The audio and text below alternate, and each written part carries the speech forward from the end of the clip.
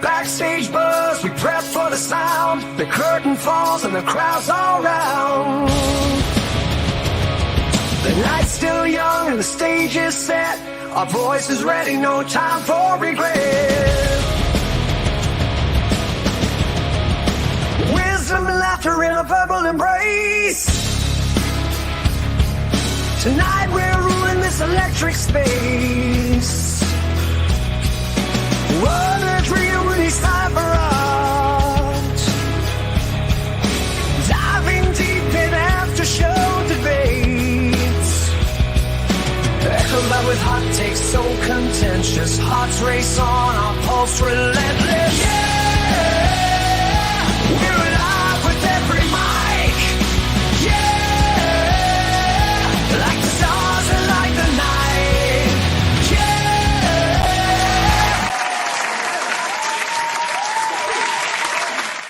So many good songs. So many.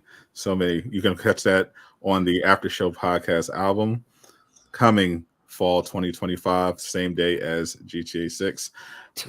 What up, my naysayers? We are back for another Aftershow Podcast on Friday, the normal time. We don't have any Marvel Rivals related complications in more ways than one.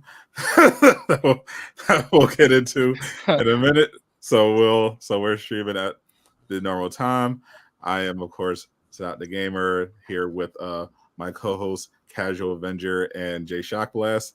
What's up, Jay? How you doing? We're another week in the books. 3 weeks away from Summer Game Fest. Very much looking forward to going out to LA. Yes, sir. Casual, how you? Wait a minute, you're not casual. Who the fuck are you? All right, so this is my buddy Google Krome. We used to do analoghype.com way back in the day. We've been podcasting for like, I don't know, we had like 1 billion episodes. Yeah.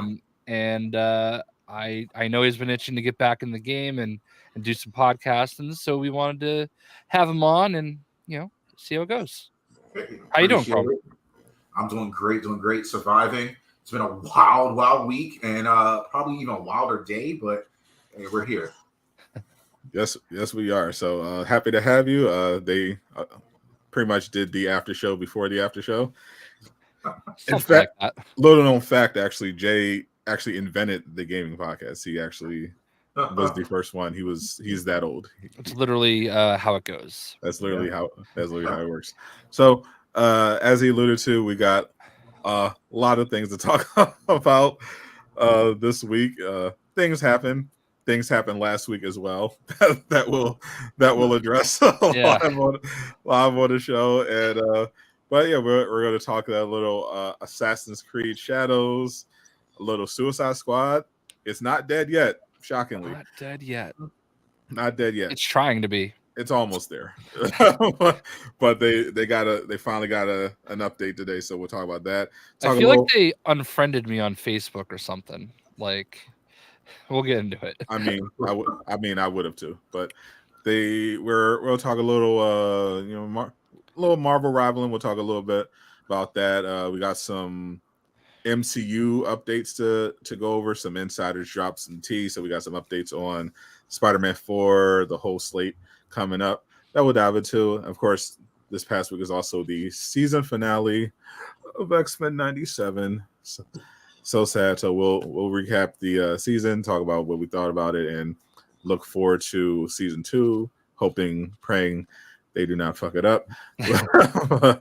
But first, what's up, chat, everyone in Naysayer Nation? What's up, Steven? Congratulations on being first. What's up, Mikey Dykes? Jay, not to be confused with JayShockblast. The Lake Man, Steven, what's up? How's everyone doing? What's up, Lobster from YouTube? We are streaming everywhere almost. Twitter, YouTube, Twitch. So show some love on one of those platforms. It would greatly help the show. What's up, Josh Slayer? And if you would like to support the show, you can become a Backstage member over on the YouTube side for just 99 cents a month if you are that kind. Otherwise, you can just sit back, chill. I guess we got to get into the elephant in the room, which is last week's show, our biggest episode, we had our boy Miller on once again. Not ordinary.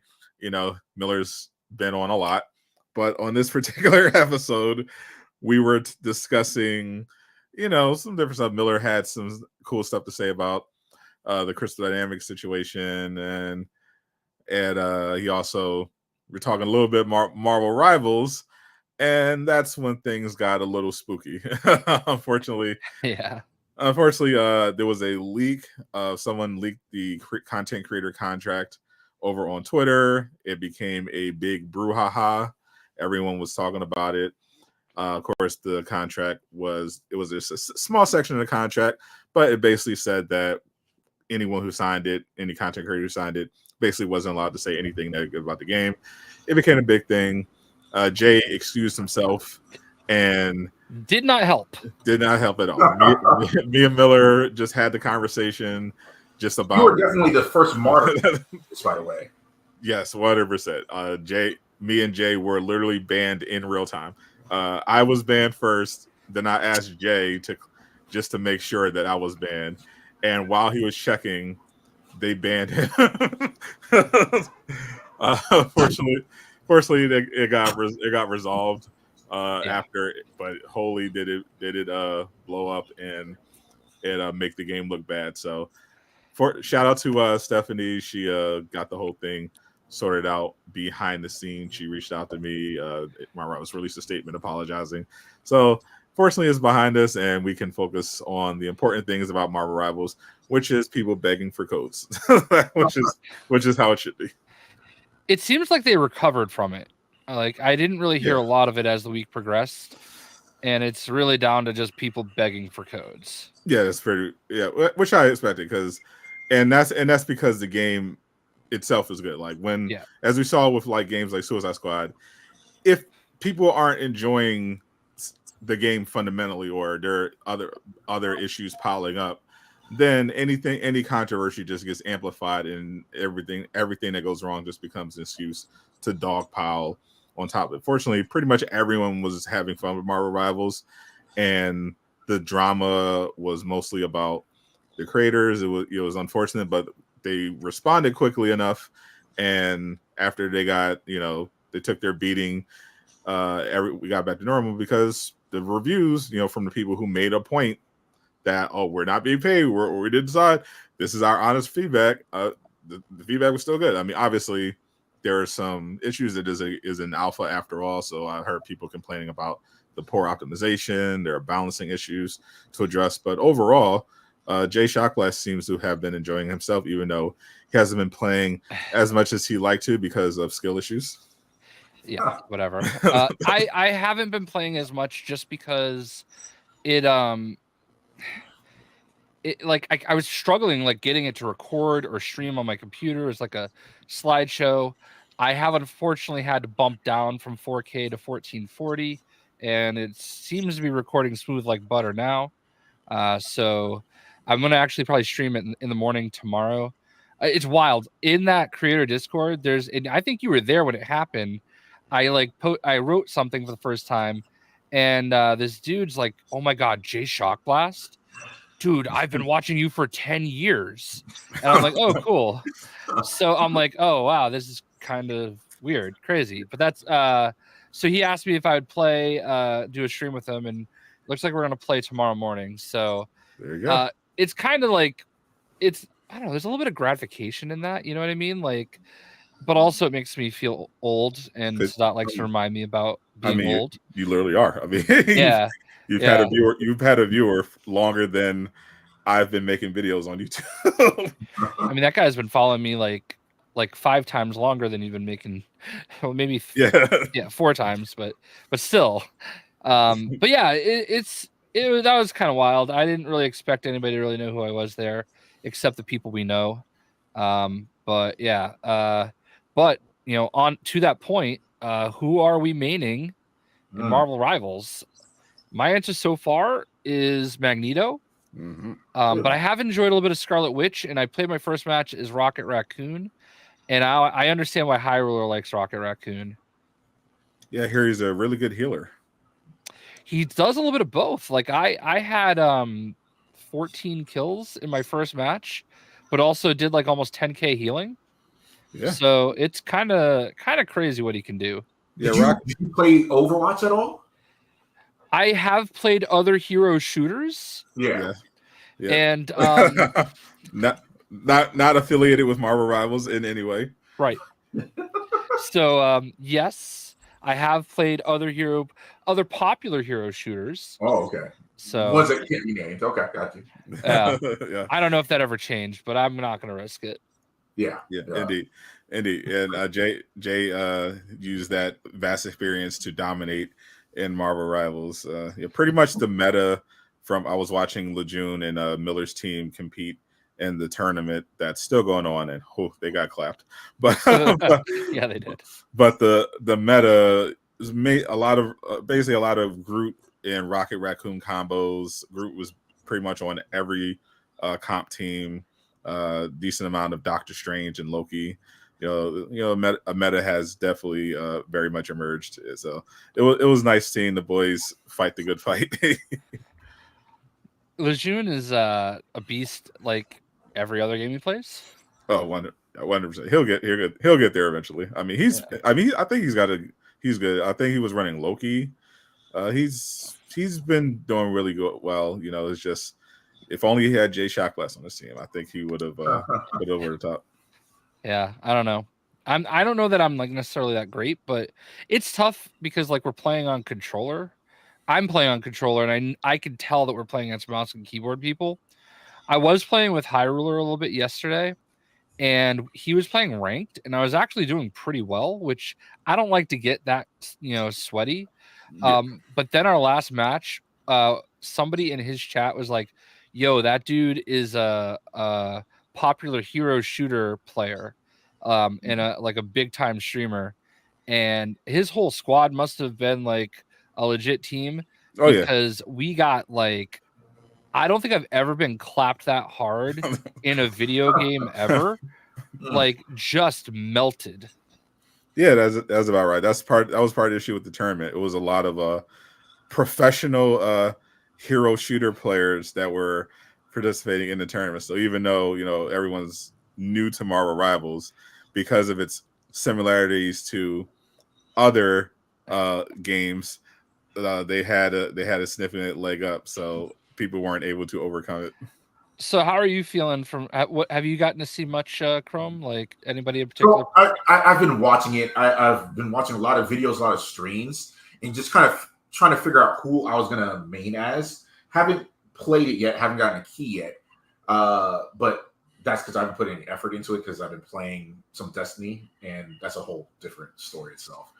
But it looks like I would be playing most likely Doctor Strange because I usually play as a tank. Right. So that looked like the way to go. So I'm really liking it. I'm loving all the feedback that I'm seeing from it. I am concerned, which I don't know if you guys have heard of X Defiant from Ubisoft. Yeah. So X Defiant recently came out and said that in their new game, well, in their final release that's coming out like in a week or two, you can't matchmake with mouse and keyboard if you have a controller. Right. So if you try to change it during matchmaking, it'll kick you out immediately. You have to re-matchmake. So I know that's like an exploit that a lot of people try to do to kind of rank up. So I don't know if that's something that you might have to be worried about when it comes to Rivals, but I know a lot of people are trying to rank up because when it comes to other games like that, that's just like a major thing where everyone's just trying to grind out ranks and hit certain levels. So just kind of looking out to see how the battle pass is going to turn out and what's going to come from it. Yeah, I mean, I don't know if it's launching on console with PC, or if they're just going to go straight to PC and then console will come later. Obviously, now that I've figured everything out, I should be able to do it. But when I am playing on PC, it's kind of funny. Like I do all the menu stuff with mouse, and then like I switch to controller just because it's a little bit quicker. But yeah, I mean, I'm not a big mouse and keyboard guy. I've never like trained myself on it. There are very few games I've ever done mouse and keyboard. Like Star Wars: The Old Republic and Marvel Heroes are probably the only two. R.I.P. Yeah. Rip. Controller forever. Yeah, seriously. If I can't have my PS5 controller, I'm not playing. Ooh, I've got some bad news. You've got like 2 Xbots here. Ugh, well, I knew there was a flaw here. He lured me in with your Boston Celtics. Got him. Yeah. That was your plan all along. Yeah. I'm just very interested. Like, What's up, Porter? obviously, yeah, what's up, Porter? We're all big Marvel fans, you know, and that's obviously the allure for us. I think as far as alphas go, this has gone as well as it can. Yeah. Like, I really have not had many issues. But you know. Yeah, alphas can notoriously go very poorly, but this pretty much even had mostly people satisfied. I mean, that's the number one thing I'm hearing from everyone is fun. It's fun. It's fun. I'm having so much fun. It's fun. You know, and all the problems that I've heard reported are just stuff that you'd expect in an alpha that are very much fixable. So I think this is going to be a pretty successful game. Obviously, certain professional players of the genre may take more issue, but you know, the important thing is to remember is that this is a Marvel game, and obviously NetEase designed this because they want to have a game that accesses a large audience, and a lot of people are just going to see Marvel in the cover and be like, oh, you know, I want this, especially since it's going to be free to play. So there's probably going to be issues where you have the sweats that are going to be mad that it's not hardcore enough, right, and it's catering to the casuals. There's going to be all that stuff, and I think that's going to help. That's why I'm glad they early on distinguish. Okay, you got your rank mode, and you know, make sure you have. So as long as they have, you know, non-sweaty content and sweaty content, I think this is potentially going to be it. Like I feel like once they put out the console version, it's really going to blow up. I just hope that eventually at some point they do a PvE mode. Yes, that's like the biggest thing I would like. Yeah, Battlefield 2042 has kind of spoiled me a little bit because you can play nothing but bots, or you can like bring friends in with you, I guess. But like, and that's like the only way I play, because it's like I'm just having fun, like playing the game, ranking up my stuff, getting achievements, and like not dealing with sweat. Yeah, and what's awesome about that, Battlefield dropped that on this, like the first official update. Like it just knew this is what the people wanted. So it's good that this is in alpha now, and they can kind of get all this feedback and get it in on release. Do you have some breaking news though? Available tonight in Fortnite, Loki and Sylvie. Lady Loki. Yeah. So use creator code JayShockblast, obviously, or Durag. Or Durag, and get yourself some Loki or Sylvie. Yeah, whoever you like more. Yeah. There is also they are also available in Lego form. Nice. So there is that. So Jay doesn't like people like you in 2040. This is accurate. This is accurate. But Aaron. Here's the thing, like no, and Krome can vouch for me. I'm a pretty good Battlefield engineer in the country. Like I go pretty deep in a tank. All right, I love tanking in Battlefield, and the problem is that like the reason that I've kind of like grown away from it is because a lot of people just hate tanks. Dude, I can tell you, I've got videos of me going like 76-1 in Battlefield 1, sniping across the map. Yeah, like I knew how to drive a tank. Okay, all right. The problem is though that like people complain about vehicles, and to me that was always the best part about Battlefield. Yeah. So like they always make everything like completely overpowered to take them down. Like I can still do well in it. It's just I don't like dealing with the sweat anymore. You know what I mean? Tank, that is an absolute lie, Steven. Tank, you watch the stuff I can do with a tank. I can by myself dominate a match, stay alive. Jay's getting But, violated in the chat right now. I can tell you, I'm great. I'm good with a gun too, but like I just love tanking. Like Krome and I had some days back in the Bad Company 2 days, man. It was so good. Literally, It was so good. When you spawn on that tank and it's a JayShockblast tank you spawned on, oh my goodness! Yeah. Like just the way he was able to like not only snipe across the map with the tank. I think you might be biased. Because hey, if I'm spawning on that tank, that means that I got great position. Everyone's focused on him. I can slide into a building and clean up. It was always smooth. I loved it. What up to Bats also in the chat? Another analog hype classic. Steven just challenged you. You drop 100 with a helicopter, he'll take you more seriously. I cannot fly anything. Like I can't handle the helicopter. But I mean, I knew some pretty let's say I've done some circle strafes from the gunner seat on Atacama Desert many times and put up some 100 kill matches, and it's listen, I played with some really, really good people in the Bad Company 2 days. When Xbox One came out, Battlefield 3 was coming out, and they did this thing called the Battlefield World Cup or something like that.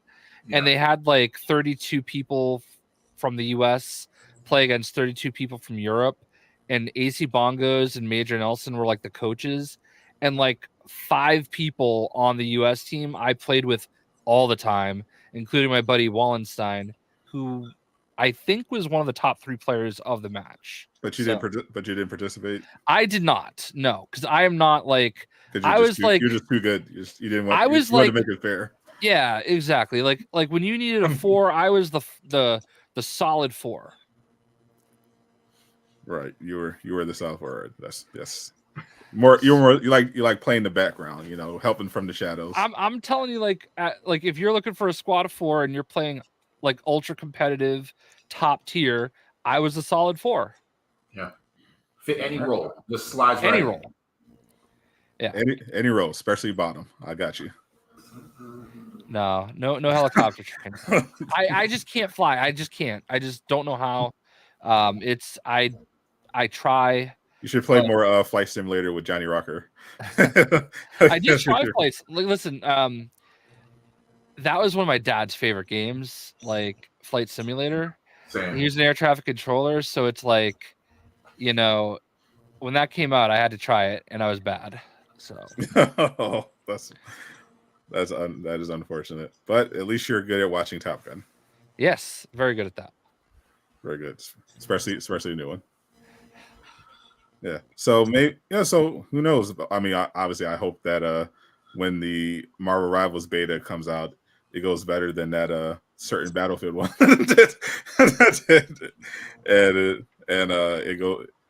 We can celebrate, because I really want this game to do well. I think there's going to be a potential in Marvel. I knew it as soon as I saw the gameplay. I'm like, okay, this is if they do this right, this could be something. So really, the monetization, I think, is going to make or break a lot of people, because you really want to be careful with this type when it comes to, like, are you going to just have it cosmetic only, or are you going to paywall characters? That can be tricky. I feel like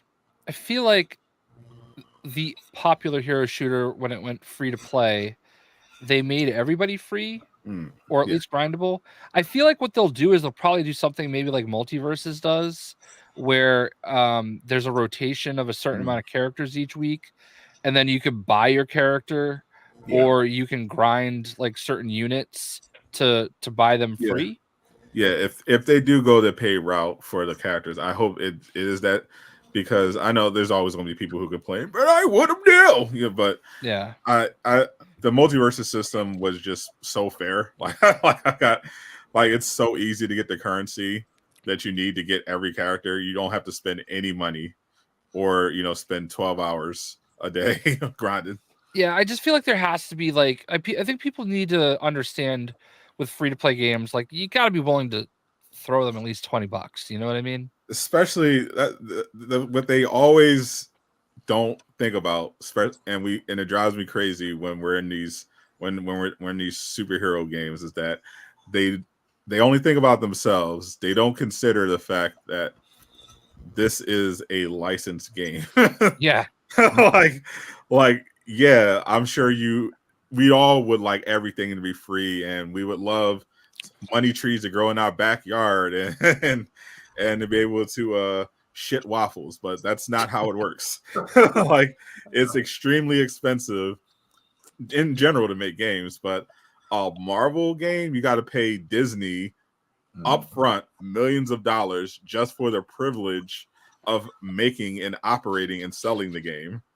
And then they also will want to take a cut of the revenue generated from everywhere. Now, NetEase, we don't know the terms of the NetEase deal that they did, but in general, we know it's gonna cost them some money. Yeah. So you got to make it up somewhere. Right. We know that from obviously our own like interactions with, companies that are working under the Marvel contracts, but also there was that situation. Unfortunate situation. Yeah. Yeah. Unfortunately. Yeah. So, but in general, just always keep that in mind. Like, you remember from the Marvel Heroes days, you were buddy with a certain dev in those days. I was. Well, I will point out though, I did also know their PR team. Yeah. So there was that too. Yeah. So it wasn't just him, It wasn't just him. But yeah, no, I feel it. Like, so yeah, I'm just hoping it does well. You know what I mean? I just really hope that they can figure that out, because I feel like a lot of these games, if they can just figure out the monetization where it just doesn't feel like it's like excessive. Yeah. Like it'll people will pay money if they enjoy the game. Look at Call Call of Duty. 100%. Yeah. Or look at mobile.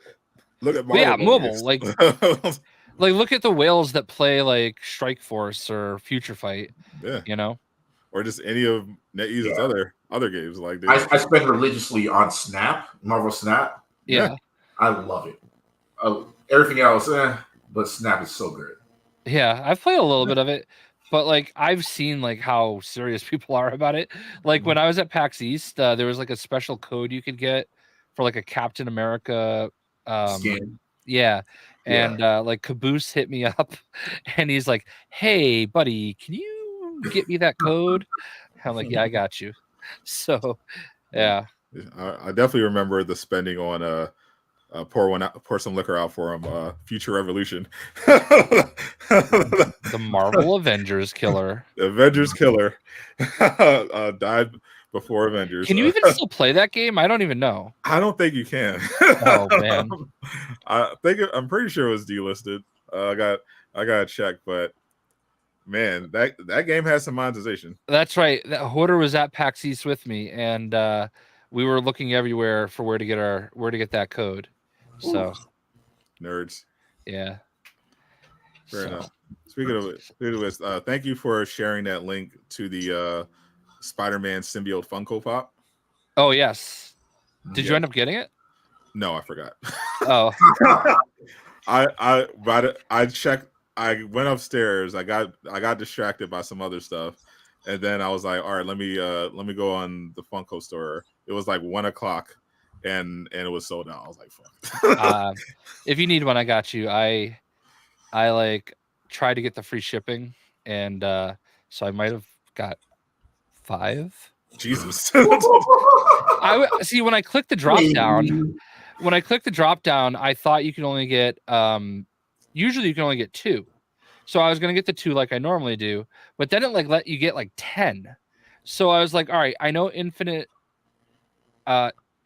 Legacy was like trying to get one. So I was like, all right, I'll grab an extra one for him. And then I'm like, well, I need one more if I can get shipped to get the free shipping. So I'm sure I can figure out people that need it. So yeah, I'm a person in need. All right, there you go. Thank you, please, and thank you. Perfect. Speaking of monetization, Ubisoft just revealed a new game. They sure did.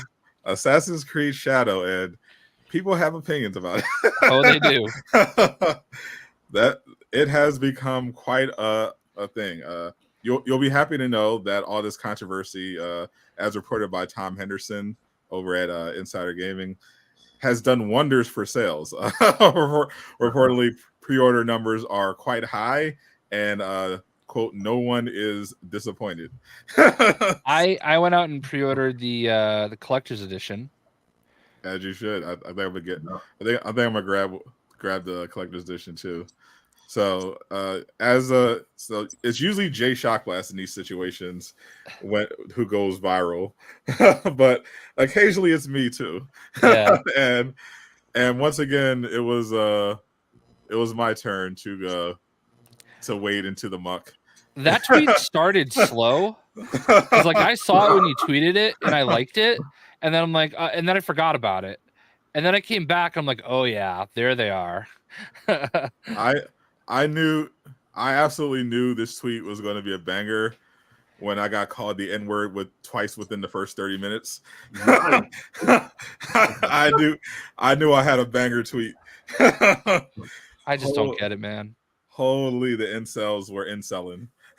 they were not happy. So I live streamed the world premiere of the trailer, and everyone in the chat for the most part seemed to enjoy it and have fun. And then as soon as I get on Twitter, I just see all the usual crowd, mostly grifters, saying, "Oh, here we go!" And apparently, a lot of them didn't even know who Yasuke was, and that just became a whole thing. Right. And now it's the usual discourse. Get surprised how many PhDs. Yeah, a lot. I had no idea how many white Americans were majors in Japanese history. I mean, they could not wait to tell us that Yasuke was either not real or not a real samurai. Didn't Chadwick Boseman play him in a movie? Yasuke, I'm not sure if he did, but I know Yasuke has been featured in a lot of video games, manga, movies. He's very popular. Netflix anime. I saw the Netflix. I actually saw the Netflix anime. Yeah, this is a lot out there. Like there's so much out there. My first cheap plug. My first album was based off of the whole tale of Yasuke, The Last Black Samurai. You can find it on Spotify and everything else you get music at. And yeah, it's not like a secret thing. Like in Japan, you will find a statue of him. Literally a statue. That's right. Krome lived in Japan for 3 years. Yeah. Oh, so that's where I saw it the first time. Like I didn't know about it before until I went to Japan. So it's not like they're hiding it, like it's a secret. Like this person never existed. This person existed, and they acknowledge him.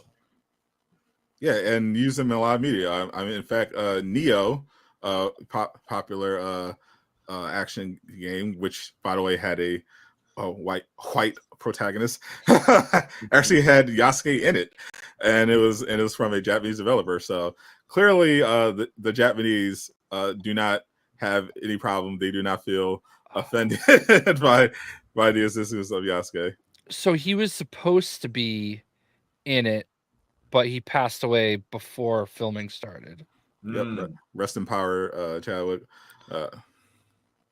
But still, you know what I mean? Like, yeah, I don't understand it. Like, I didn't know about it when like the leak happened. I hadn't heard of him before. And initially I wasn't even like taken aback by it, because like there's something to be said about like the fish out of water story, you know what I mean? Yeah. I look at this as like, all right, so okay, oh god, I already forgot what the retainer, okay? Yeah. So like the line between samurai and retainer is not as far apart as a lot of people think. And it's one of those things where this is like 500 years ago. There's not a lot of documentation on him. Part of it could be folklore, you know, legend.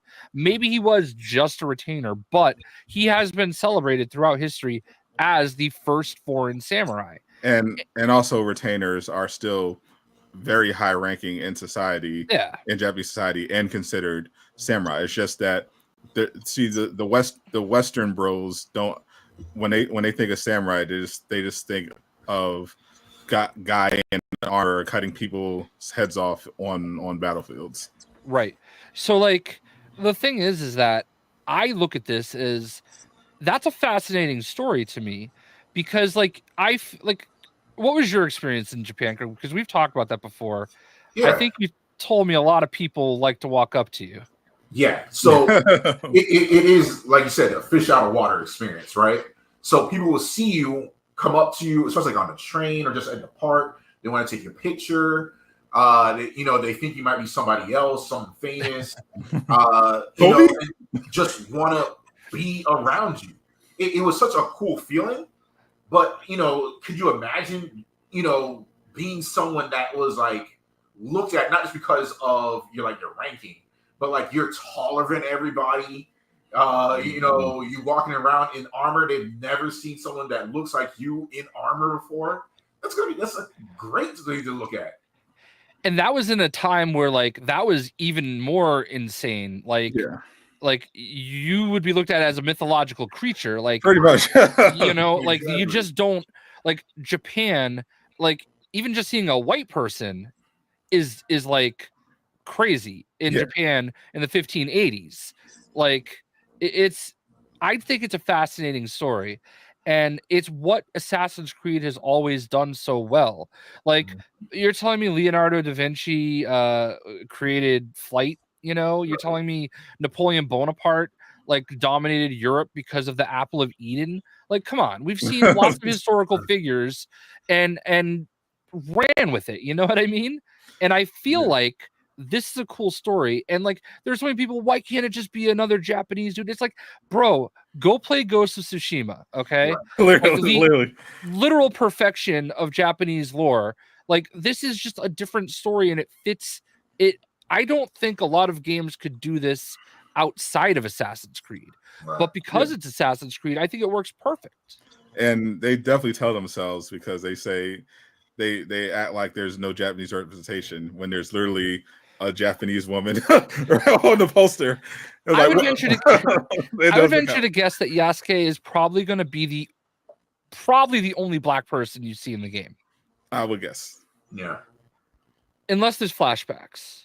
Unless it's flashback. But in their circle, women are invisible if they have clothes on. So that's unfortunately how that works. I'm surprised that he's deflected the attention from the fact that we're dealing with like a female protagonist as well, in a culture where that was also rare. They hate black people more than women, so that's why this has become the bigger story. And we all know historical accuracy is definitely just dog whistles. We know the crazy thing is that like they pretty much got too comfortable with this whole anti-woke stuff, because they definitely got way in over their heads on this one. Like, I see everywhere I go on Twitter, these people are getting just absolutely bodied because they did no research, and they already emboldened all the races on their side. So now they can't even hide behind plausible deniability. Like, I literally got at least 200 racial slurs. I got a couple of death threats all over this tweet, but they assure you it's about historical accuracy. No, we know exactly what it's about. I there's something to be said for historical accuracy in some circumstances, but like there are some areas where it's really not a big deal. Like I remember when Battlefield 1 came out, like some people made a little bit of a big deal about the character on the cover was black, and there are also female characters you can play as. And like people go, well, one of the best snipers in World War II is a girl. And like I understand like that they're outliers, but I also understand it's a video game. You barely see if it's a girl or a boy or a black, white, or whatever, And here's my thing.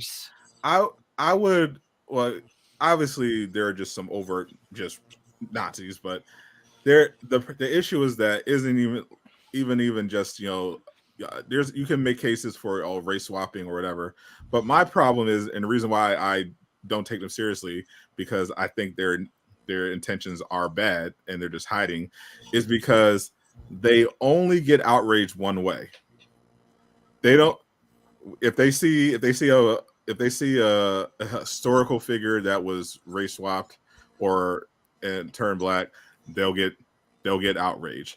But when a historically non-white person gets, or people get whitewashed, crickets. Like everyone's coming out of the woodwork, having a meltdown because Yasuke, a real person, is being represented in this video game. But these same people, they weren't outraged when Neo had a blonde guy as a protag. They didn't care that Jake Gyllenhaal was the Prince of Persia. they didn't they didn't care that Gerard Butler was and the entire cast of Gods of Egypt were white. That was a big deal. They have nothing. They never have anything to say in situations. They even we go even more modern. The first Doctor Strange movie, they straight up whitewashed the ancient one. Right. None of these anti-woke people who love historical accuracy and you got to stick with the sorcerer. No one gave a fuck because they are only upset when they think a black person is getting an opportunity, especially if it's they think it's an opportunity over a white person. That's the only reason they get upset. If any other circumstance, I don't see anything. but you put a black guy in the starring role. Now it's political. Oh, it's political. Now it's political. Raise the flags. Yeah, Krome and I have had conversations about like, and so has Sadot and I, about like hand-me-down characters and stuff like that in the comics. And I think that's one thing, but like, you know, they're trying to like there's something to be said for having diversity in your game, you know what I mean? And it's tough to do that in a Japanese setting, you know?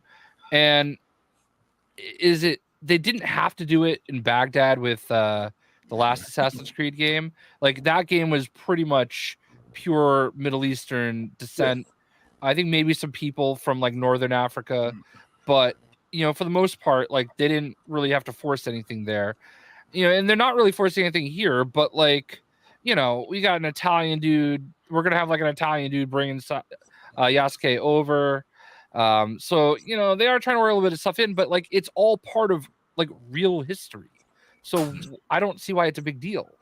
Yeah, it's literally only a big deal because of the color involved. Because it's not like historical accuracy is something that they've religiously stuck to in Assassin's Creed. You literally fight Medusa in one of the games. Like they don't care about historical accuracy. Well, I mean, in Valhalla, you literally play a whole like DLC as Odin. You know, like you're like fighting Loki and like Thor and like all these people in Asgard. Like because it's a video game. Yeah, like, it's not supposed to be a documentary. It's a video game. Yeah, what I was actually explaining this to my wife when we were driving home tonight. Like what I really love about the Assassin's Creed games, and especially why it doesn't bother me when they go a little off track from like the Assassin versus Templar storyline that we've seen in like earlier games. I love kind of getting a glimpse in time in a place that we hear about, you know, like that's what I love about like being able to like go to ancient Greece, you know, or like see the pyramids as they were supposed to be, you know, like that part to me is really cool. And I actually really appreciated Mirage. Like that's not a culture I know a lot about, but I felt like I got to learn a lot about it, you know, and that I think that's important. It helps us understand each other as people, you know what I mean?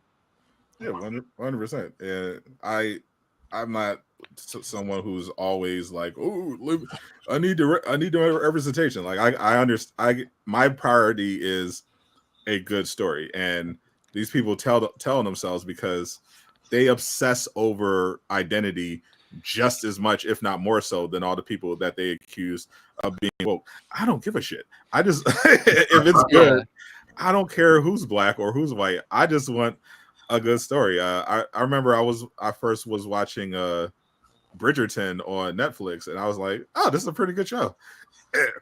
And I was like, obviously, they took some liberties with the casting, but I was like, that just kind of works. Like everyone just kind of does. I was just literally just focusing on the story itself. Like I literally do not care. I don't need to. I'm not a person who needs to see myself on screen to feel connected to a story. I can empathize with a character if they're sympathetic, if they're well written. Like it doesn't bother me at all, whether it's a female protagonist or a black or a white guy. I just care that it is a good, well-made story or game. It doesn't matter to me. So if some stuff I may roll my eyes if I see it something that's just obvious pandering, but I'm just like, if it doesn't affect the story, I don't really care.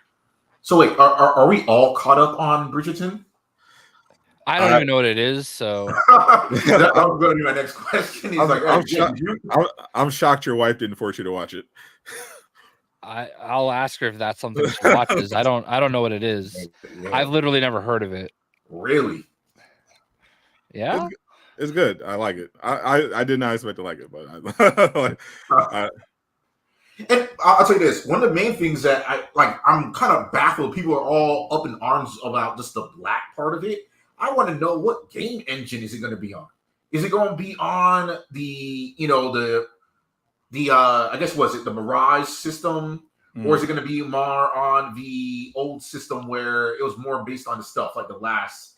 I don't know if the last one was considered a full-on game or. It was, you mean like the RPG or the more like streamlined? Yeah. I wasn't much of a fan of the RPG elements. I was more a fan of the.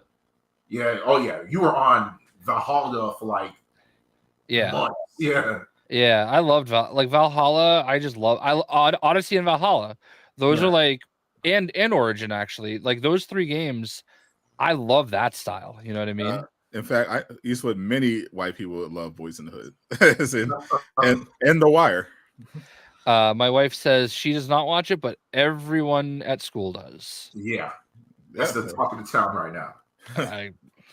She is a high school teacher, so she would know.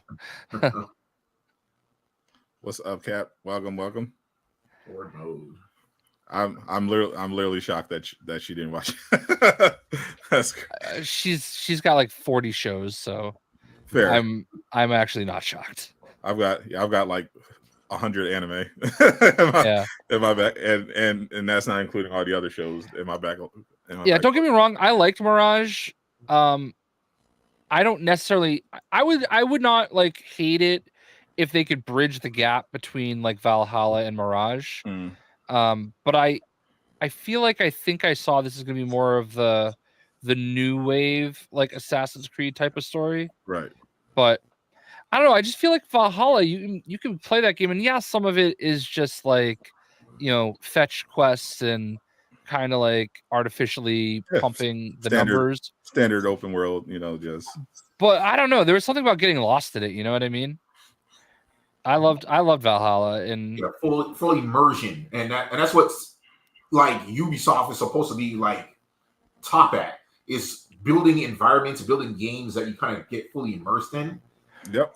And I think that's exactly what they're trying to do. Like they realize that, and I think that's why that Tom Clancy game that was supposed to be like free to play, they canceled that, and I think they're going to probably like morph that project into something. Yeah, bigger. The Division Heartland, yeah. Hyrule was absolutely crushed. I remember seeing that and not thinking it looked that appealing to me. So you didn't like Division, did you? Like Division? No, we played Division. Yeah, I remember. I would play it with people. I played it by myself. I liked it. The problem with it, I guess, I played in the closed beta.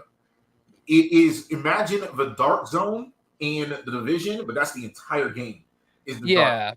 And I think that's what it was. That didn't do it. If you don't like the Dark Zone, you are not gonna like the game at all.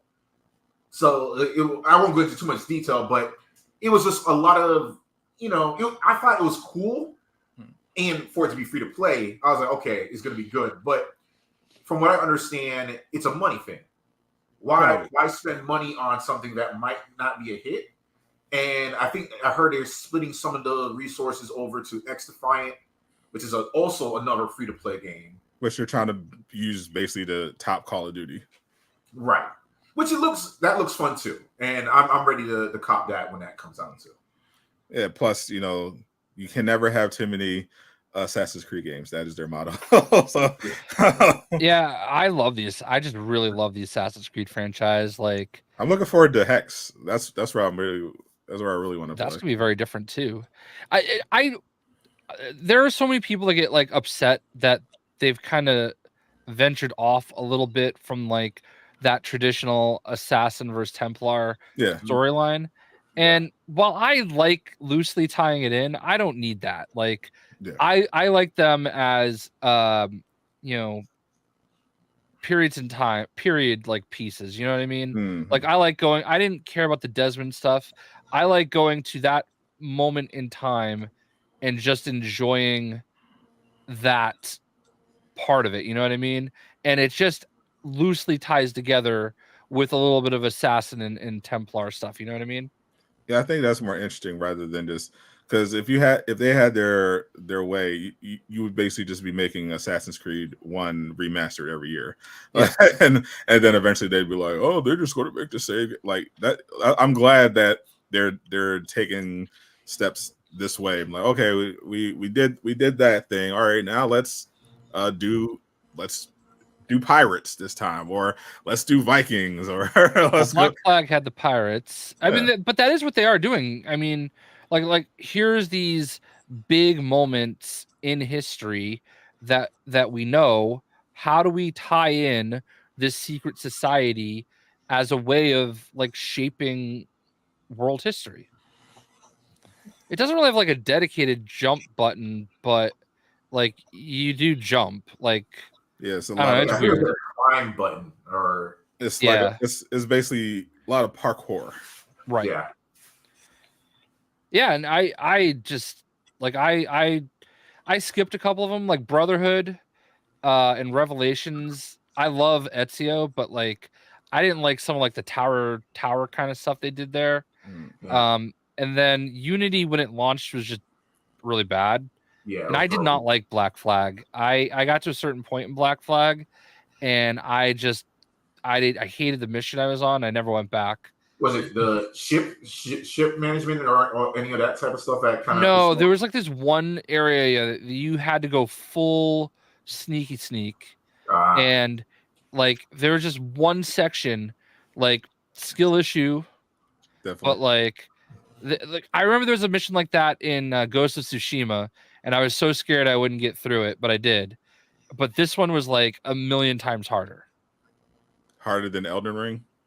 I mean, it was Elden Ring level sneak, you know, like Elden Ring stealth.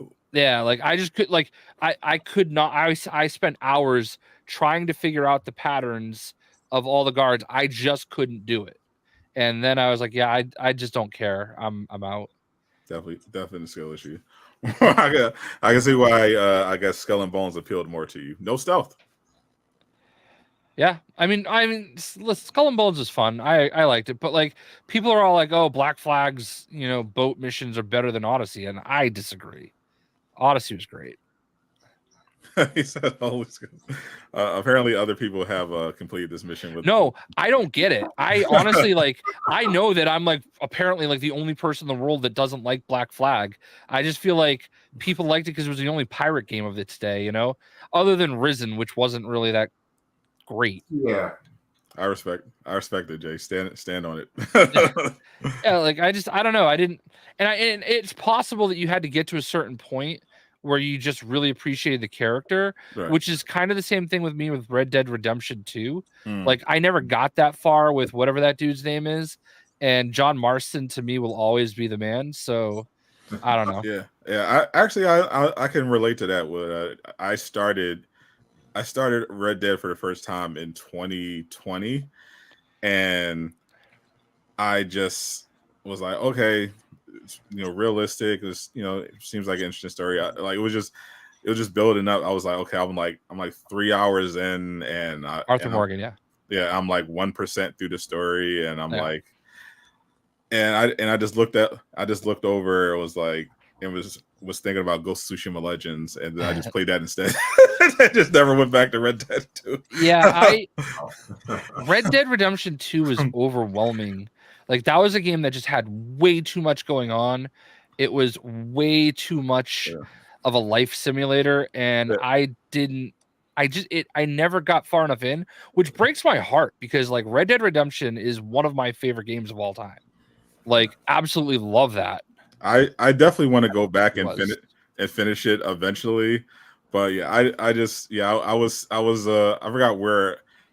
forgot where it was definitely after the heist. I was at like a town, and I had just got back from hunting, and I had to eat some food, and I was like, fuck, this just feels like a chore. Yeah, and don't get me wrong, game is amazing. Yeah, okay? I will never take that away from it. Great realism. I instantly appreciated how giant. I was like, oh, this huge world and all this detail, and I'm like, that's fine. I'm gonna play Ghost of Tsushima. So, did you try any of the online? Not a bit. Wow. I heard nothing but bad things about it. Yeah. It is I can deal with griefing, like in most games, because you can at least fight back somehow. Right. And the griefing was just unbearable. And it tried to fix it, but it's like, imagine you just spawn in, and all of a sudden you get hogtied, and they throw you on horseback, and they just toss her off a cliff. And you're just like, oh, well, there's that now. And it just continued. It was just horrible. I couldn't take it. Yeah, that sounds like. And then Rockstar didn't really fully commit to supporting it all that much. I mean, understandable. They had GTA Online, which is printing money, so they just decided to focus on that instead and just leave Red Dead as what it was, which was extremely successful, but mostly, story-driven game, and just leave it at that. And maybe eventually they'll do something. I know people would love a Red Dead 3, but I know they would love Mafia. Not before LA Noire too, or Bully. Oh yeah, LA Noire was a game. I like whenever I go to LA, I just think of LA Noire, and like I don't know what it is, but like I felt that game like just something about like the way you're seeing LA, and it's one of those time period pieces. Like you're seeing LA at its infancy as it's like, becoming what it is. And like, I don't know, every time I'm like driving around out in the LA area, I just think of LA Noire, Your LA Noire is my Grand Theft Auto 3. The crazy thing about LA Noire, it reminds me of how gangster, like Rockstar as a company is. So I don't know if you remember this, Jay, but we had someone on Analog Hype that was playing LA Noire early. Vaguely. And they were recording footage of it early and released it online. But they tried to release it online and not get caught. But somehow Rockstar was able to figure out who this person was from their tweets and found them at their job. So one day, this man goes to work, and HR says to him, hey, come into this office real quick. Goes into the office, and there's his manager, and there is a guy in a suit, khaki suit, and asks him to have a seat, and he has a printout of all his tweets with LA Noire Part 1, LA Noire Part 2, and all this stuff. I'm talking about N4G links, Twitter links, all these things. And it was like so crushing because the way that he got the game early was because of where he worked. And they crushed him. And it was just crazy. Like they sent someone. It wasn't like, hey, we're just gonna call your manager. Rockstar showed up. And that's gangster. I was like, wow. I vaguely remember this. Yeah, it's I bring it up every chance I can. Oh wow! I'm surprised they didn't break his kneecaps in the alleyway. Exactly. Well, they hobbled him a little bit, but Jesus, you know. they could just send a letter saying, "Hey, you're being sued." This wasn't our tall friend, was it? Oh, it definitely was. Oh, Yeah. oh, Chris Bosh. No way. Yeah. Legit, like Chris Bosh doppelganger. Jay's not just saying that because we look alike. No, the person he's talking about. Legitimately. Yeah, like legitimately would get stopped, and like I'm pretty sure he was asked to like have all the pictures. time. Yeah. He would wear the boss jersey just so that girls would talk to him. Well, they would talk to him anyway. But it's like, wait, are you? And he'd be like, oh no, I'm not. But hey, what's your number? Type situation. So whatever. Wow. Well, at least he was mostly honest. Yeah. Those were the days. Rockstar. Yeah, once they hit it, real then they slowed down on the game production and just focused on the live service stuff. Unfortunately, but it'll be nice. It would be nice to get the the GTA 6. But I was going through YouTube and I found like the old Chatterbox. Someone had just taken all the Chatterbox audio from GTA 3 and just uploaded it as one video. And I was just sitting there listening because I would spend hours just driving around in GTA 3 listening to the radio. Like literally, I wouldn't fight. I wouldn't do crime. I would just literally just ride around, just listen to the radio.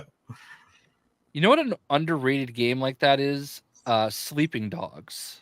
Ooh, I remember Sleeping Dogs. I love Sleeping Dogs. Yeah, that game was so good. That was one of the first The Sims related games that I was able to get my sister to play. It was one of those games hey, it's straight up kung fu. Anytime I see it on sale, I always I gotta tell somebody. $4, $2, get all the DLC. It's awesome. Always great. Wasn't that Blockbuster era? Oof. My bad. Maybe. It feels like a long time. Of LA, True Crimes LA. I think that's what True Crime Streets of LA. That's what it was. Yeah. It was like a spin-off of it. Yeah. Yeah, it's called Sleeping Dogs. Yeah, so it was like a cop, you had the different cop missions, you had your street level missions. It was just such a great balance of stuff. Even the gun and action, it was a Oh yeah, it was a total Yakuza style storyline. Yeah. It was, and I have a video. It's demonetized now, but of course. or because it was just driving the streets for a half hour. That came out 12 years ago, 2012.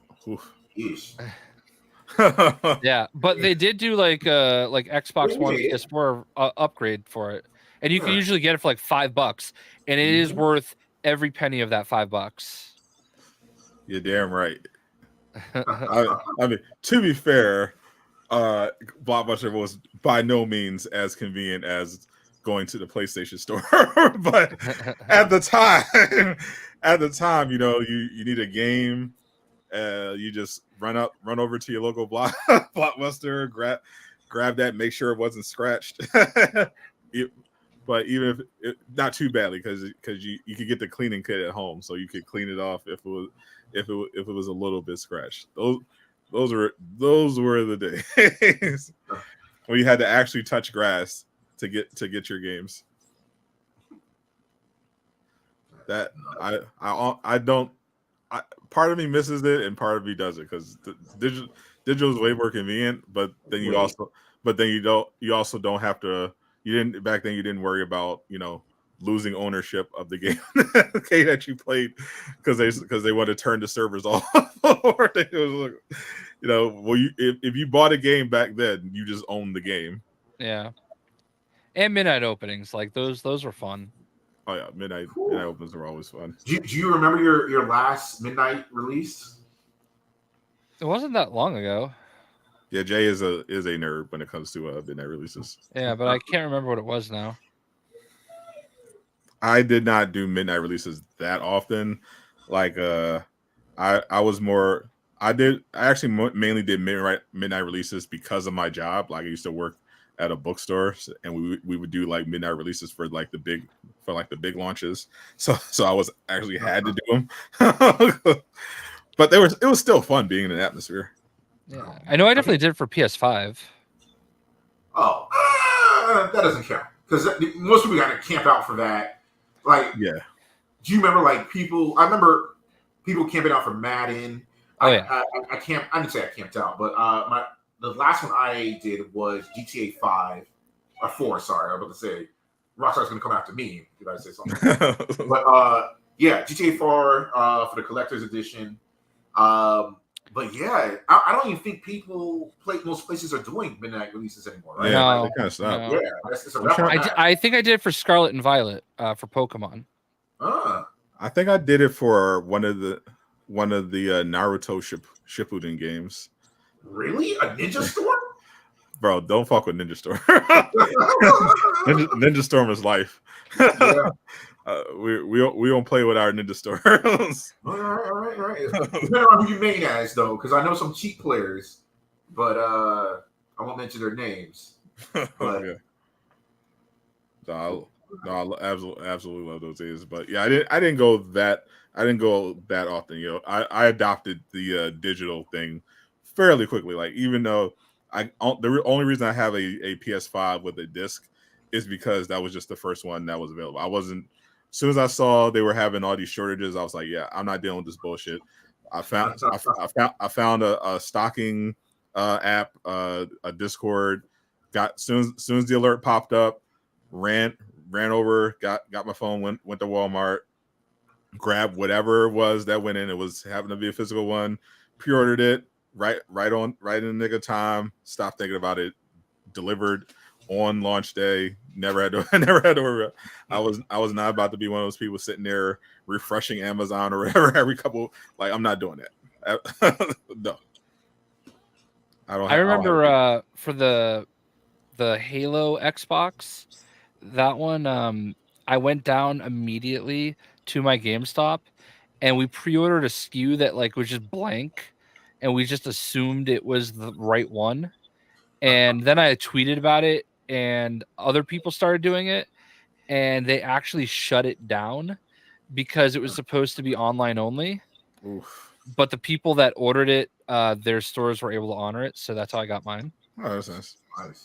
Using the power of Twitter to bully them. Something like that.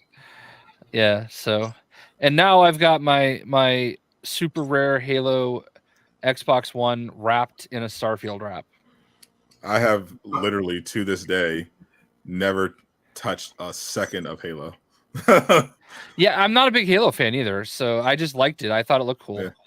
Yeah, I thought Halo. I thought it looked okay, but I just never had the urge to play it.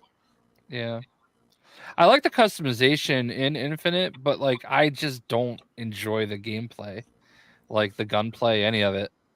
Yeah. In general, I was always never really a first person shooter kind of guy. Anyway, like after GoldenEye, I just kind of fell off from the first person shooter genre. Like the only ones I played really were Doom and 007, and after that, I just went to third person. I was mostly into sports. That's all. When I saw Halo popping off, I was like, yeah, I don't care about this.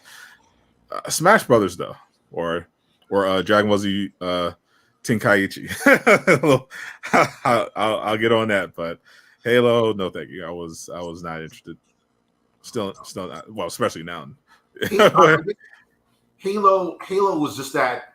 I don't know if you ever did LAN parties. I don't know if that just ages me at all. It does. But like, okay, good. All right. Like when I was in college, in our dorm rooms, everything was connected. Like you had like a LAN connection.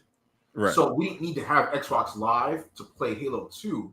So we just connected it into the LAN and we were all able to play like super LAN parties, like just literally like opening up our dorm room doors and yelling at people like, yo, jump on. And like, yeah, jump into room 2, don't jump in that room, you know. It was crazy. And that whole feeling is gone now. Like now Yeah. it's online. Yeah, I play, can't. so- I can't relate at all. By the time I got to college, they had invented Wi-Fi, so I don't know anything. I don't know anything about that shit. I don't know. The funny thing is, I think my PlayStation. I had a PlayStation with the external modem on it.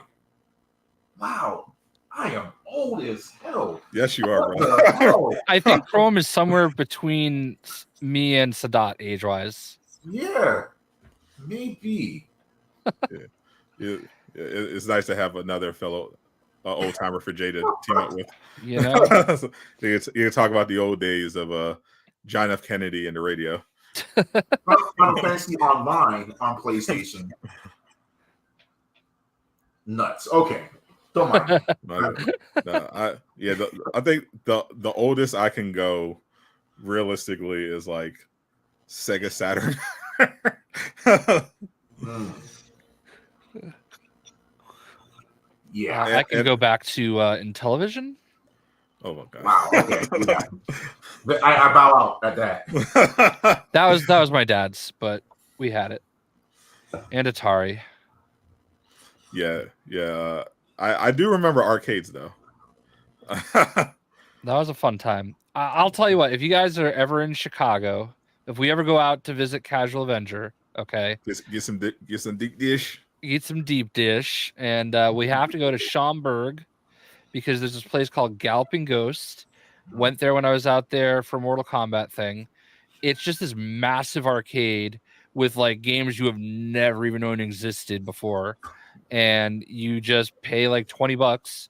You play arcades all day as much as you want. I'm all about it. I even now, in our modern era, I would love a good arcade game. Like when there used to be the movie theater near me used to have our arcade used to have Time Crisis 2 set up, and we would play while waiting for the movie to start. And bro, the amount of money I spent on Time Crisis, I love that game. I used to love it when when my dad was in the Marines, he was in a bowling league. So like there were Friday or Saturday nights that they'd go bowling, and just give me a roll of quarters, go down to the arcade, and like just sit there and play arcades all night while I bowled.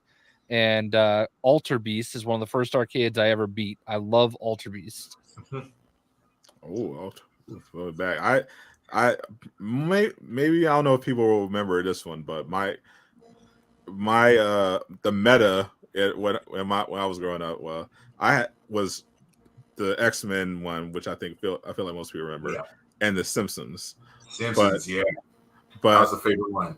I loved the Speed Racer game, and I feel like most people forgot that this was a thing. I mean, many people don't know about Speed Racer. Is a banger. Definitely recommend that anime. But they had an arcade one, but it was like a car one. So you actually sit in the car. You could drive the Mach 5, and I was obsessed with Speed Racer when I was a kid. And they even made a console Speed Racer game that I was like, I feel like I was the biggest Speed Racer fan in my city. Like no one else was fucking with Speed Racer, but I was rocking. I was Speed Racer. It was a classic, still is.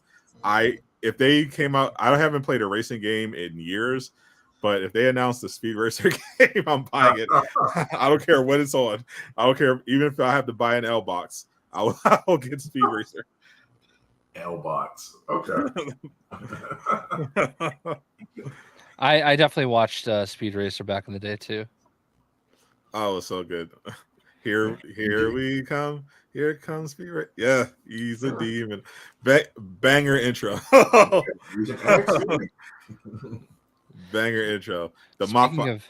I actually still have the Mach. I found it was like super hard to find, but like I was so desperate to find one. I tried to build one, but I actually found a toy it was like a limited run, but they made like actual Mach 5 and Speed Racer extra figures, and I managed to get the Mach 5 with Speed Racer, and I think I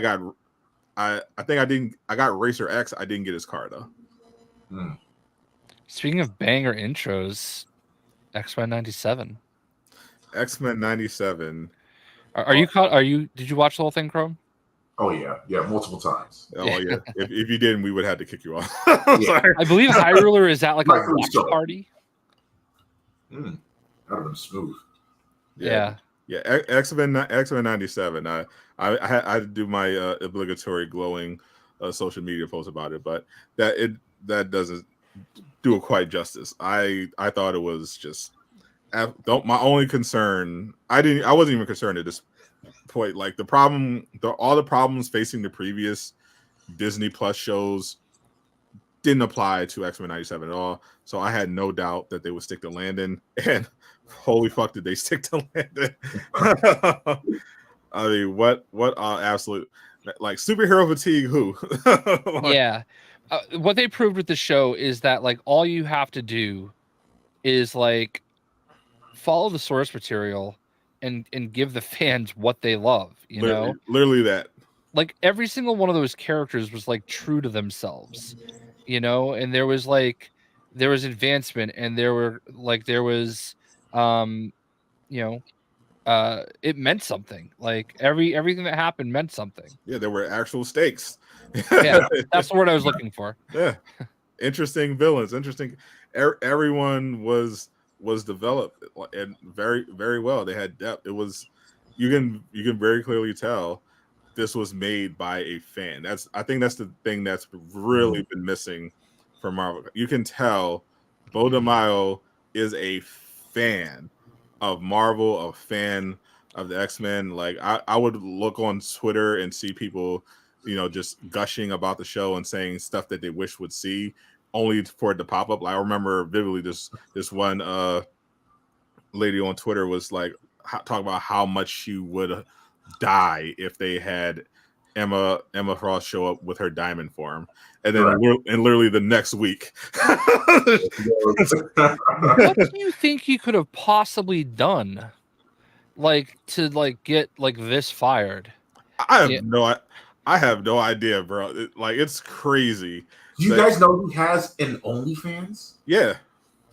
So is it? I haven't subscribed because I'm not trying to do that too much. No judgment. I'm not an investigative journalist here, but I don't know. Like, they said it wasn't. So the only things that we know are rumors. Like, and the rumors make no damn sense. Like, if the rumors that we heard for why he was fired are true, then Marvel, DC, Disney are fucking idiots and are going to fumble again. But it has to be. It has to be something that was just like a no. Like, there's no way. Like, like, it doesn't. And I felt that way too until I was constantly seeing him with other people in the cast. Like, they were having watch parties. They were all hanging out, just going out for tea. I'm like, well, if he did something really bad, would anyone want to even be seen out with him? Yeah, like no one's really talking bad. I've seen a few, like, people, like, clout chasing for engagement, saying, "Oh, I know what he did. I can't say, but oh, I know." Like, shut the fuck up. No, you don't. But everyone involved with the project seems to love it. Like, literally just got a statement after the wrap this week saying that for season 2 they're going to have a new writer for season 3, right? And for season 2 they said they were going to honor Bo's ideas. So I'm like, well, if no one, like, because usually they reactionary fire people in responses to, like, a cancel, some type of cancel culture thing, like, like James Gunn, his old tweets got dug up, so that's why they fired him. Gina Carano was always controversial on social media, and they were just another push, and that's why they got rid of her. Usually they only fire someone like that for, like, because publicly they got in trouble for something and they just react and panic. But for him to just be fired with no explanation, like, no statement, like, they had no problems, like, telling anyone why they're fired. Like, they had no problems saying all the worst things about Gina Carano. Like, yeah, fuck you, you're out. But for whatever reason, Bo DeMaio, you fire him before the show even airs, everyone is begging you to bring him back. The show he made is a hit, and nothing, not a statement explaining why, nothing. Like what happened? Part of me thinks that the reason why they're not saying anything is because it's not serious. It's actually fucking stupid. I think, and I think it goes to the quality of the show. I think because the one thing I heard was that something like difficult to work with. I think what happened is they hired Beau DeMaio. They took a chance on him, and he turned out to not be one of these people that they usually hire who's just there for the check, or just to say I did a Marvel project. They hired a fan with like actual power over the show, and there was probably some busybody execs trying to micromanage and put some stupid shit in there. And he told them, go fuck yourself. That's bad. I'm not doing that. And they didn't like it, so they said, all right, you're fired. But it's also is why this is not his first Marvel project. He also did Moon Knight. So it's like he's been in the Marvel ecosystem for a while now. So yeah. But even the Moon Knight stuff, there was like some stuff going on behind the scenes, like they didn't even finish. I think it was I think Bo did like part of Moon Knight. It was either he came. I think it was he came in the first half, and then they had like a big shakeup behind the scene, and then they like completely changed the whole creative side for the second half. That's why like it shifted. Part of Moon Knight is really interesting and good, and the other half is dog shit. I was about to say the first half was really great. Yeah, so. That tells me like even then like that's another. I think that's another thing. Like I think literally, Beau DeMaio just clashed with like the Marvel producers and execs behind the scenes because he didn't want to make slop. They didn't like that. Then it turns out he put out the gold standard. He did. like by now they're judging every Marvel project going forward is being judged by the X-Men 97 standards. It's wild to me, like. There's this artist Dan Wiesenmeyer, and I've gotten to like know him a little bit over the years through social media. He worked on the original X-Men series, and I don't know, it's just kind of wild to have people like that follow you. Humble brag. Oh, a little bit. I mean, he's pretty cool. Yeah. I'm absolutely convinced that if Beau DeMaio had did something really bad, it would leak by now. Or like there would be staff people that we used to work on the show would be avoiding him, or somebody would be saying something, like somebody. We've seen too many instances of stuff coming out and leaking. Like there's absolutely no way that he did something horrible. I highly doubt it at this point. Or maybe it's something they managed to sweep under the rug. Yeah. And like there are like NDAs, and it would have to be like horrific. Yeah. Like I can't think like because this is actually ridiculous at this point. And now it definitely sours, like, because people were really happy for Marvel like for a minute, like for because you got X-Men 97 and then you got Deadpool and Wolverine coming out, so people were looking forward to that. Because the rest of it, because we actually got a probably Popular Insider actually kind of did a roadmap. He just dropped. He has leaks for like Marvel and stuff behind his Patreon, and he was dropping some info on some stuff. Apparently, we know Spider-Man 4 is going to be filming. He expects it to release fall 2025. The symbiote will be in there. He said there's going to be a Midnight Suns movie that's going to start filming after Blade comes out. That says that there's going to be a Young Avengers movie. There's that Kate Bishop will be in Avengers 5. Like there's a lot about. Yeah, at least not Dan Snyder. No, if it was Dan Snyder, he'd still be hired. Like they'll mind that. But yeah, but the future of the MCU is kind of like up in the air. Like after the Kang incident, and just the drop in quality, people aren't really like looking that forward to the future, because like even like who are even the Avengers now, and the really only thing people were looking forward to was Spider-Man, and then X-Men 97 hits, then they announced Daredevil Born Again, and Daredevil, finally they had to overhaul that because they were messing like it's hard to have faith in Marvel. I don't remember. Last movie you saw in the theater, full disclosure, Aquaman.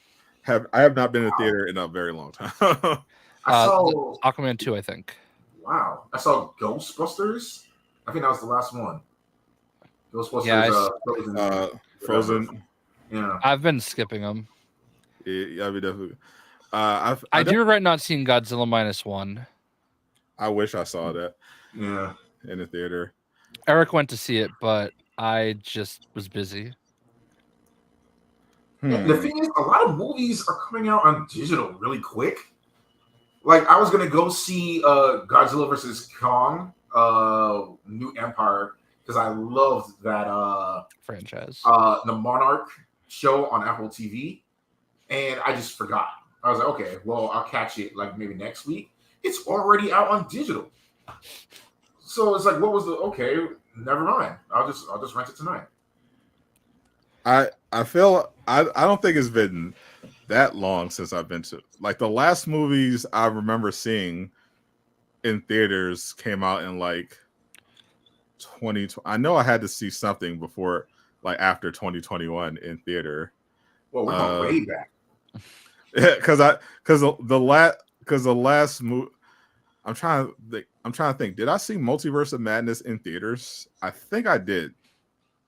I think I did see Multiverse of Madness. Did you at least see Black Panther in theaters? Wakanda Forever? Fuck no. What? I knew that movie was going to be dog shit. I was not watching that. I was not watching that slop. Not even for the culture. Not even. I saw the first Black Panther for the culture. Okay, I knew that slop was not going to hit. I watched that on a pirate ship. I was not finna go. No. I was not finna go to the movies and see them. Hey, I don't care about the black card. I'm good. No, I knew they were. I knew they weren't going to have Chadwick go out right. I knew that movie was not going to hit. Yeah. So I didn't buy it. Like, I feel like when there's like an anime movie, like because I feel like I saw all the anime movies there. I saw Jujutsu Kaisen 0, Dragon Ball Z Super Broly. I saw My Hero. I didn't see My Hero in theaters. I saw the Demon Slayer Mugen Train in theaters, and other than that, the only thing I remember seeing, I definitely saw Thor: Love and Thunder, and I think that's when I stopped going to theaters. after that, like, because before I wasn't going out too much. Like, I saw, like, the first time during the pandemic that I went to see a movie was Tenet, because I would literally see anything that Christopher Nolan does. Yeah, I agree. Listen, I thought this was a top tier tweet today by Odin's Fade. I thought it was underrated. So a little obscure because the visual wasn't matching, but if you know, you know. Yeah, exactly. But yeah, anyway, while we're talking about movies, Monday, Deadpool and Wolverine tickets go on sale. Yeah, that I'm definitely like, because I do have a policy. If Ryan Reynolds has a big movie, I'll go see it. Yeah. Deadpool Wolverine. I feel like that's going to be, because Marvel movies in general. I used to, during the Infinity Saga, if it was a Marvel movie, that was like an automatic. All right, we're heading off. We're going. But it fell off. So I've been like, I haven't been really feeling it. I'm just kind of like a wait. I can wait for it to come on D+ or something. But for Deadpool and Wolverine, I'm definitely willing to take the trip for that. 100%. Yeah. I will definitely be I feel like that's one where, like, you will legitimately have to get those tickets when they go on sale. Yeah. At least for opening night. I hope so, because if not, holy shit, they're cooked. Yeah, but I don't think it's like. Listen, I feel like this is gonna be a $1 billion movie. It should, but if it's not, oh boy. But I don't think it's gonna be a Deadpool and Wolverine or a Marvel problem in that case. It's gonna be movie theaters are cooked. Yeah, because think about it, man. Like it's like if you go to the movie theater and you get a popcorn and a soda, that's like a $40 like experience, for one person.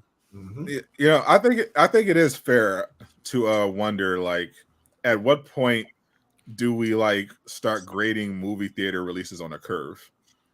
Because like obviously it's become apparent that spending $300 million on a movie is not really sustainable anymore, because the reason why like you spent big money on a blockbuster is because that was basically a safe investment. Oh, you spend some big money, get some cool special effects, boom, boom, boom, everyone's going to come out and see it.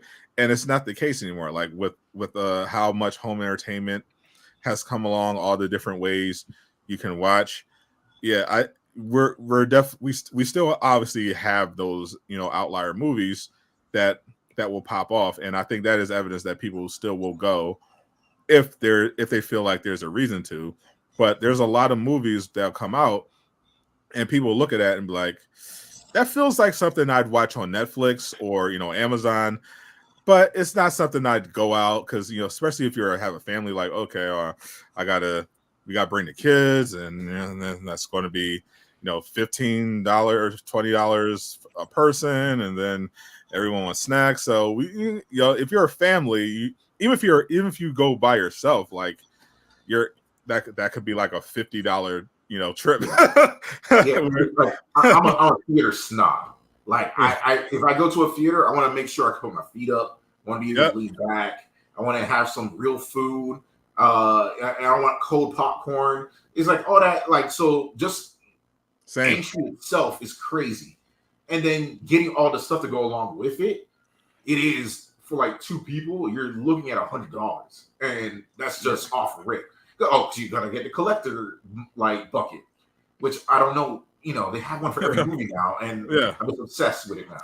So it's like, and then for you to get it, and it's just a mediocre movie, and it's like, because that's why it's like, oh, it'll be a surprise, because for like Deadpool and Wolverine, okay, it's kind of like an event. A lot of it's Wolverine. Oh, he's back, and that we love Deadpool, so maybe Marvel's back, so all right, people can justify going to that. And Doom Part 2 did really well from word of mouth, but yeah, like especially if you go to like a nice theater, like my local theater is one of those ones where you press the button and they come and bring you the food.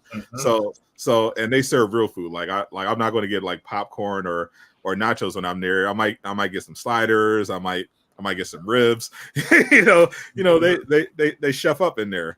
I'm simple. I love movie theater popcorn. Just give me a big collector cup Diet Coke and a big old tub of popcorn. The thing that I hate now though is, like, I used to like have them layer my butter, so they'd fill half of it, put a ton of butter in it, shake it up, and then fill the rest and put a ton of butter on it. And like I had butter everywhere, and now they make you do your own butter, and they don't give you anything to like layer it properly. So you're like just spilling half your popcorn everywhere. So I had to get a straw. You put the straw and you put it inside the popcorn bucket, and I'll shoot you a video. He's a real theater snob. The gears were turning there. You got to MacGyver a bit.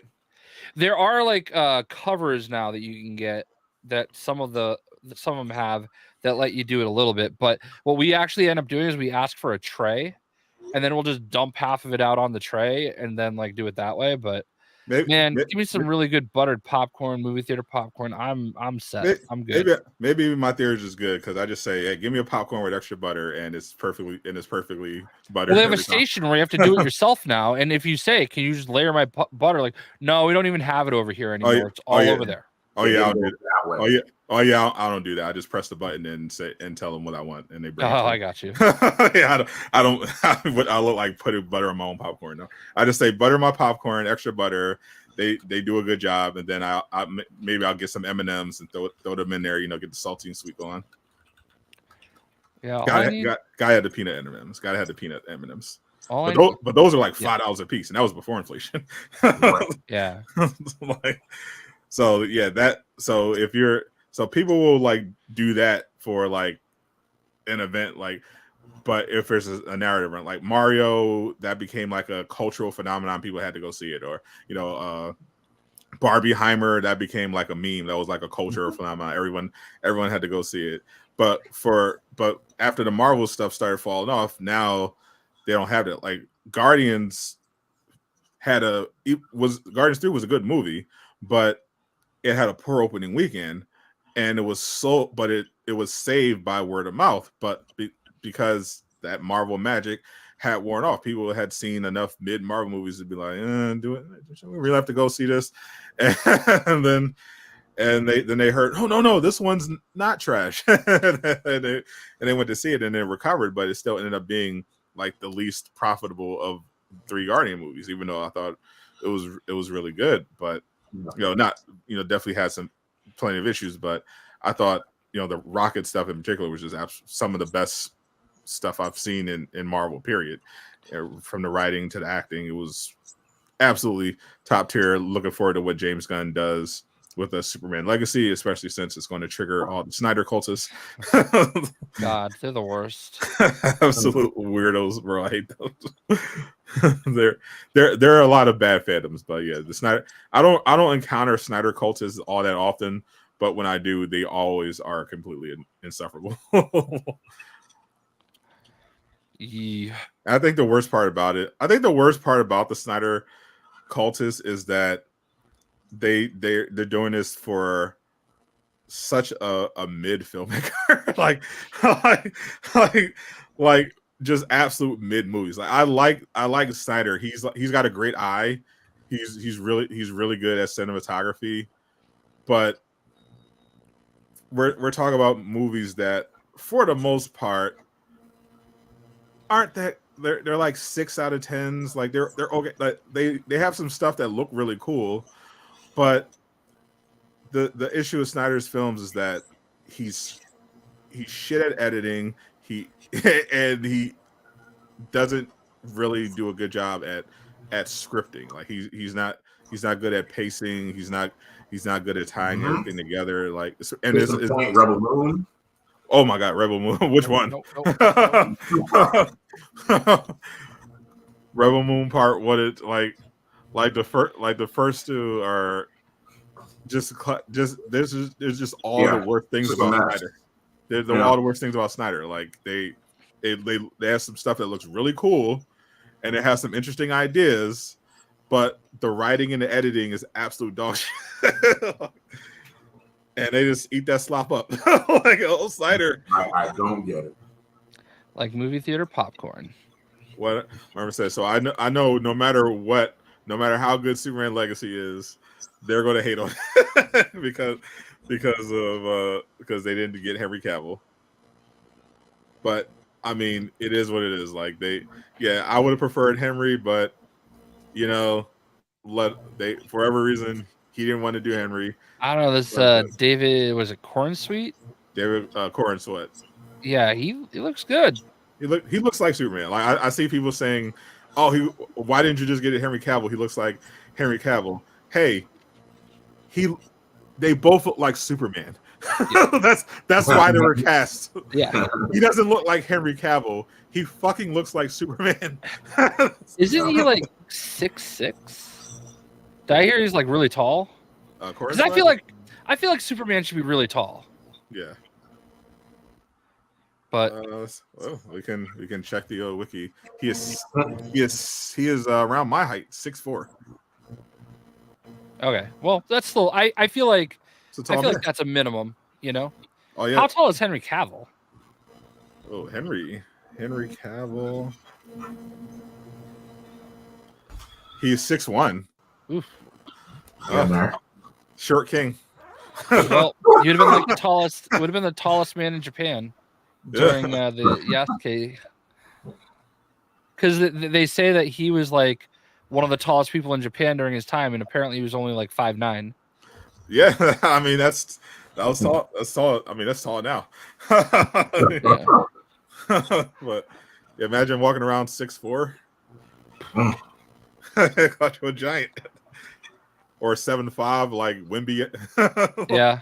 Well, I mean, I've talked about it before. A kid I went to high school with, he graduated the year after me, Neil Fingleton. When we were in high school, he was 7'6", but I guess he even grew an inch in college, and he was eventually 7'7".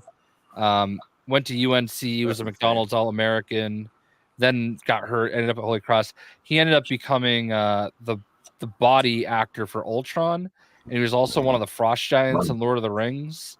Not Lord of the Rings, Game of Thrones, amongst other things. But yeah, he sat in front of me in study hall. And you did not get much studying done.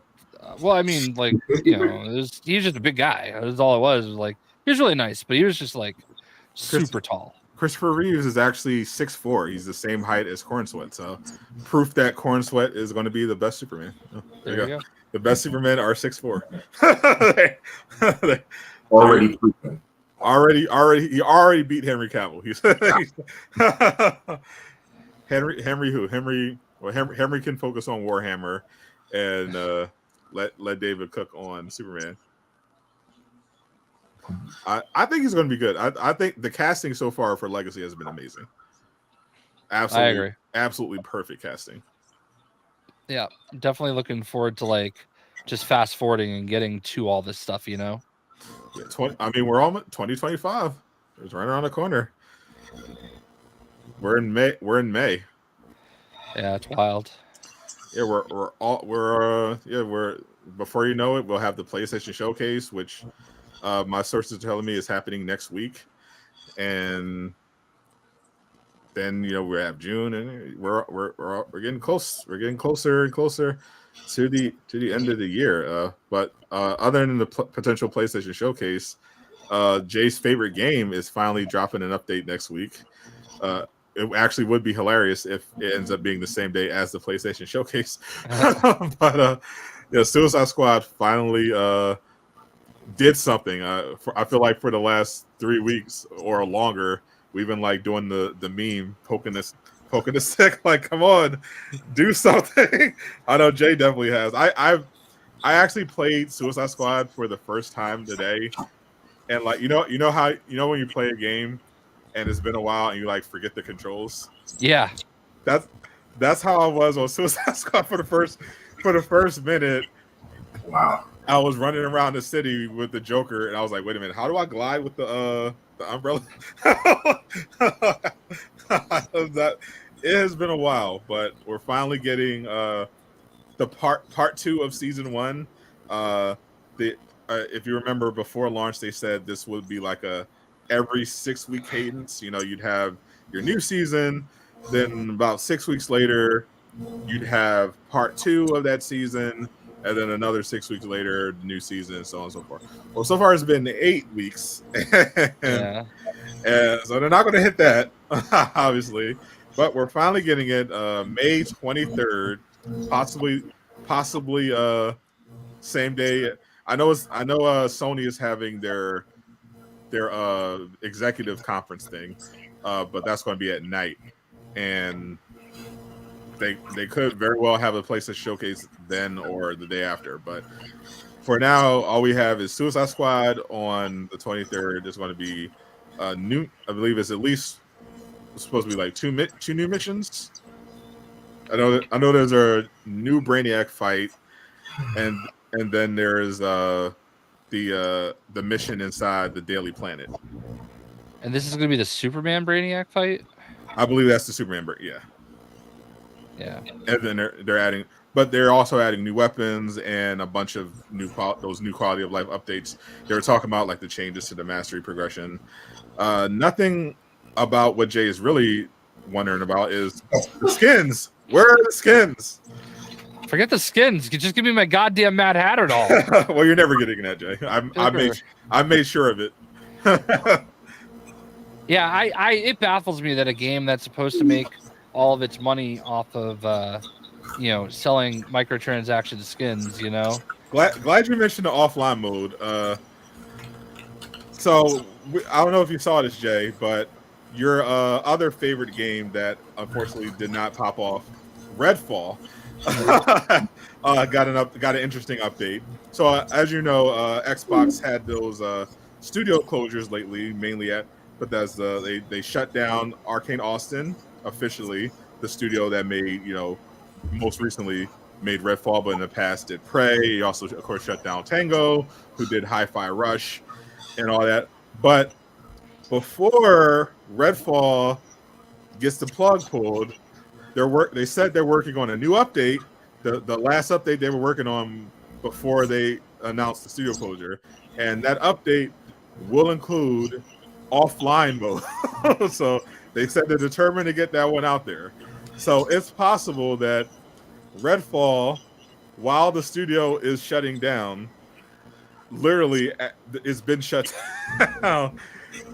Look, it looks like it might still end up getting offline mode before Suicide Squad. Yeah. Well, I mean, it's been out longer, so you would think it would have been like something that they would just do, but I don't know, man. Like, They haven't even mentioned it. That's the weird thing. Like they talked about it before launch, and then it's never come up again. Yeah. I mean, but obviously, I don't know. Was offline mode gonna save Suicide Squad? No. I mean, I think the reason why people wanted offline mode is because they knew there was a strong chance that would be necessary in order to save the game, so that just in case they wanted to go back to it, they could. Yeah, I feel like every game that has like an online only, like you're gonna always like the final update's gonna have okay, you can play offline now. Yeah, but unfortunately, the issue, of course, then goes back to the live service thing, where it's like live service games are intended to be, a couple years, hopefully.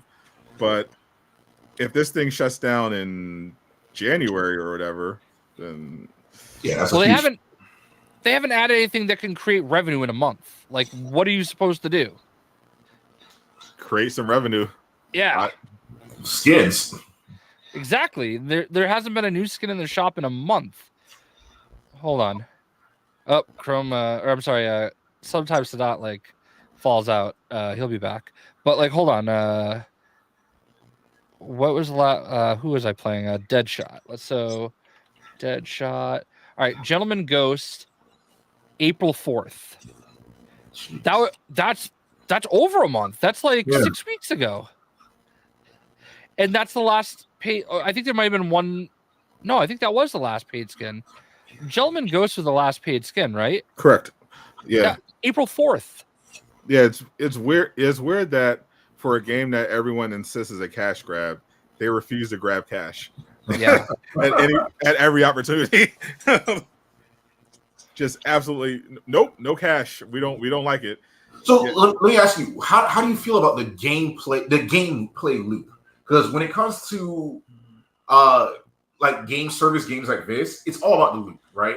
Yeah. Can you see yourself playing this game for a year with the same loop that it is on constantly right now? Honestly, no. Especially when we got the season 1 update and we saw what their seasons were going to look like, I was like, oh fuck. This is not because there are already complaints about what the launch with not just the story being too short, but the end game loop, not being particularly engaging. Like, say what you will about, Helldivers 2, being repetitive, but Helldivers 2 has a much more interesting loop. Like, I feel like the missions are much more immersive and unpredictable, whereas the loop for Suicide Squad is basically you're just loot farming. Like, it's not an exercise in teamwork. You're not even doing like an interesting boss encounter. Like, the only boss encounter is the Brainiac thing, and the Brainiac fight sucks, and at least the first one, and no one wants to do it anymore, and there's no like reward and to do it. Like they're changing that now. That's one of the things they're changing to give you some more loot incentives to actually at least play those missions. But yeah, the basic loop of you go into a mission, you fight, you kill a horde of enemies that come out every round or so, or you go shoot the glowy things and to deactivate the shield, and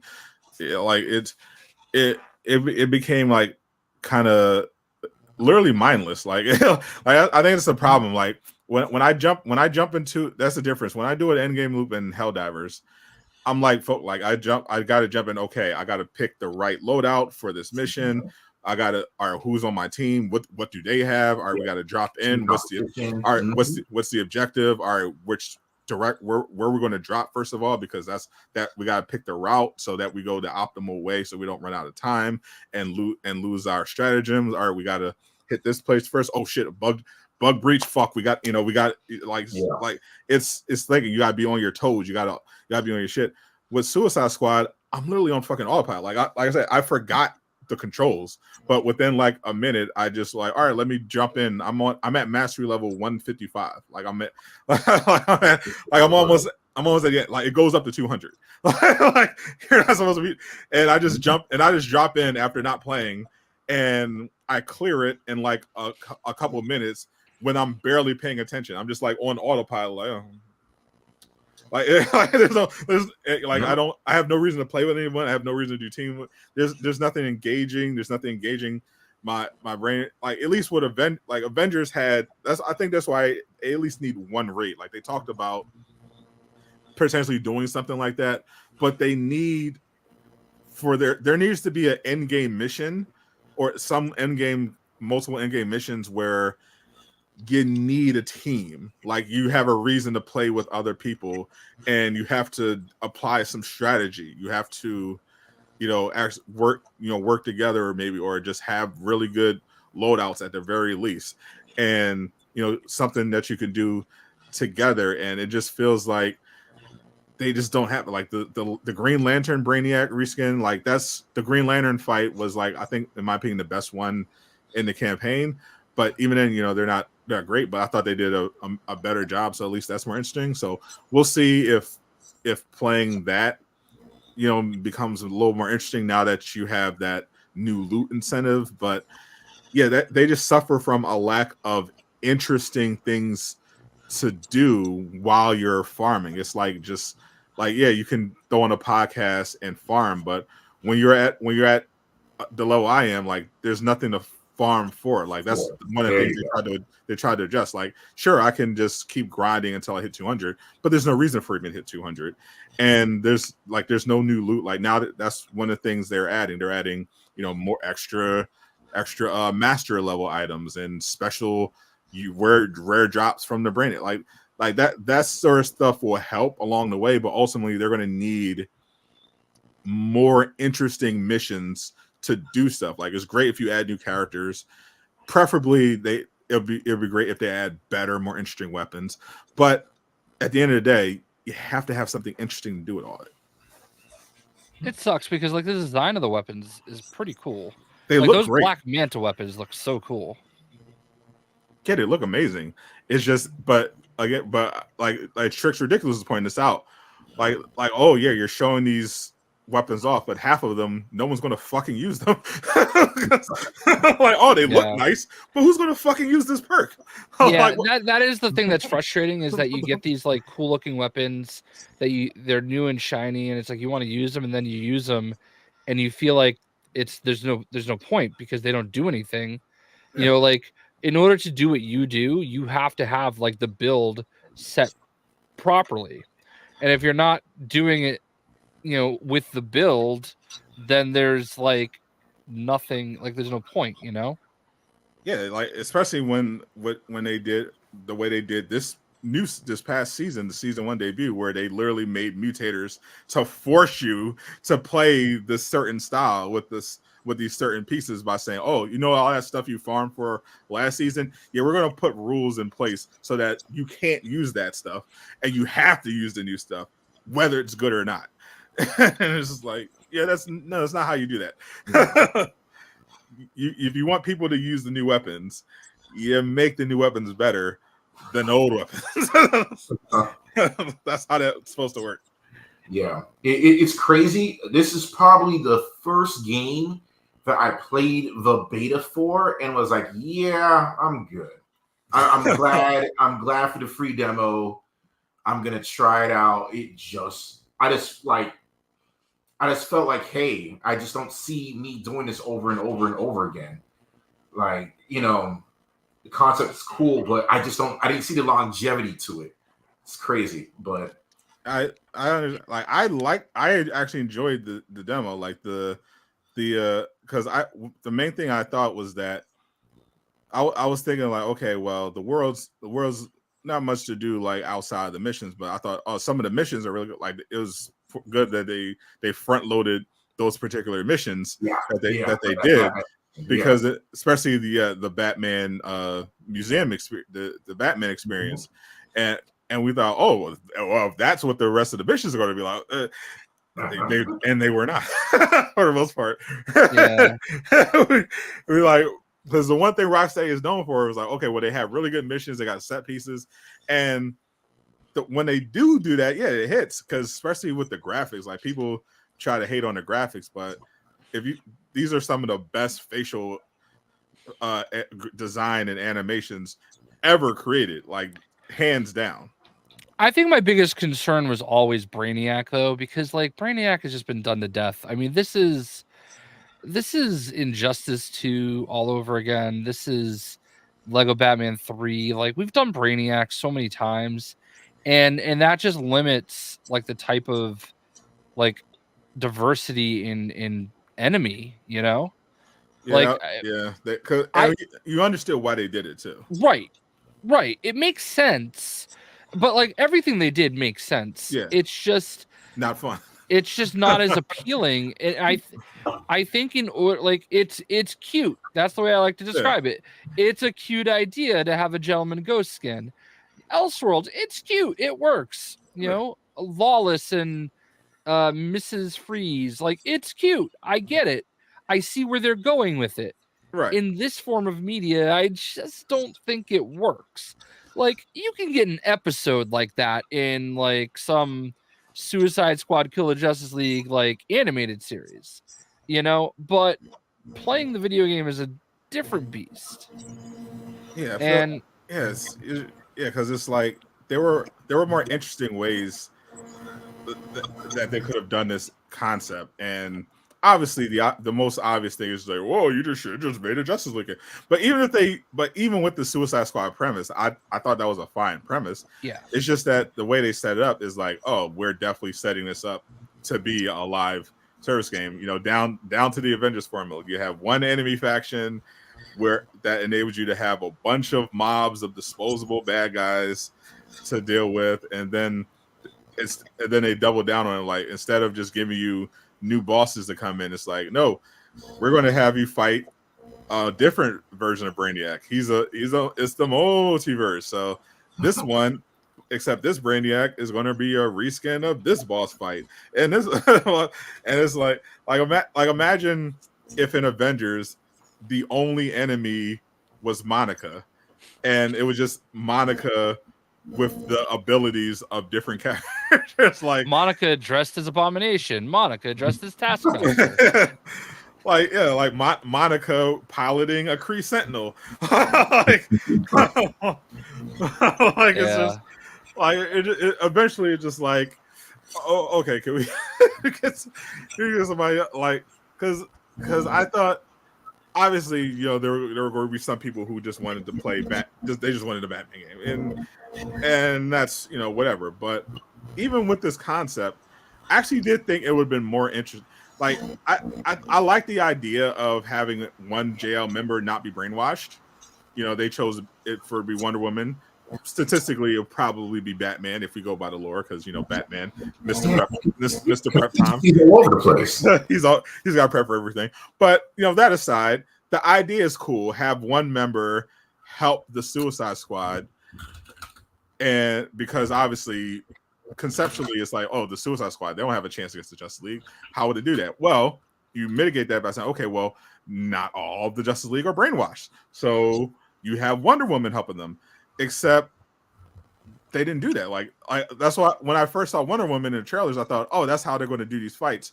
So you're going to have Wonder Woman fighting with you, so that, like, if you're trying to take down Superman, you'll have Wonder Woman fighting and trying to hold Superman down while you try to remove the brainwashing or whatever. And instead, it's like, no, we're just going to shoot guns at Superman, and Wonder Woman's just going to be nowhere the fuck to be found. Like, we're just going to have her pop up in cutscenes and never see her.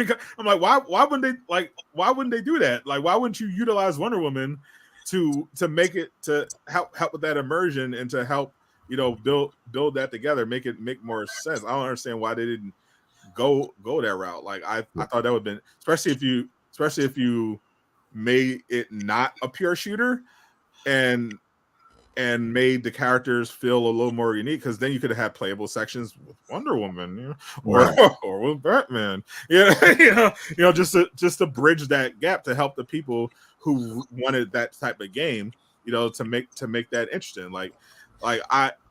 Because of the way they design the combat now, like when I think of the Justice League potentially coming back, which they're obviously setting up, but what's the coolest way to do that? Have a playable mission where you can play as the Justice League escaping, like that. That's a no-brainer to me. But because of the way they design the combat, I don't think they can do that, and it just feels like a wasted opportunity. You don't want to shoot people with the Flash? I prefer not. I would prefer if I wasn't running around with Barry Allen holding a shotgun, personally. Yeah, I mean, I get what they tried to do. They have the most irrational fan base to work with. One of. So that's part of the issue, And even then, I feel like if you had a playable section with Batman, they would shut the fuck up. like would that could, they? yes, I was looking at the Gotham Knights discourse. I remember this, and I was like, I feel like the number one complaint, like even beyond 60 FPS, was, why can't you play as Batman? Whoa. Especially since they brought him back to life, only to then kill him like minutes later. So I was just like, you could have threw him a bone. You could have made it a DLC, and you would have made a lot of money. Like, I understand why not it's just there. Like, you obviously, I understand they originally wanted to make an original multiplayer game, but you committed to a DC game, a Suicide Squad one at that. Okay, fucking lean into it. Right. Do you think this is the type of game they wanted their original IP to be? I think they originally wanted to make an original third-person looter shooter. And they just worked Suicide Squad in. And I felt like, for whatever reason, Suicide Squad appealed. Like, after WB Games Montreal canceled their Suicide Squad game, for whatever reason, they said, let's do that. And I don't know what went behind it, but they chose that. They wanted to make a multiplayer game anyway, but they chose this. Well, instead of, I guess maybe the thinking was, well, okay, since this is free now, instead of rolling the dice on an original IP, I'm guessing the thinking was, well, let's still do the idea, but let's use an established IP.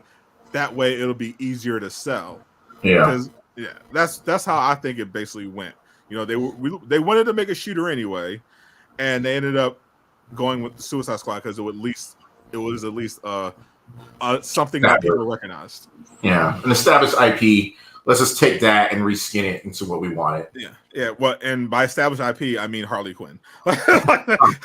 No one gives a fuck about the Suicide Squad. Let's be honest. They care about Peacemaker and Harley Quinn. Like those are the established IPs. And Peacemaker, of course, isn't in the fucking game or coming to the game. So, I don't get it. But he's in Mortal Kombat. And he's one of the best characters in Mortal Kombat.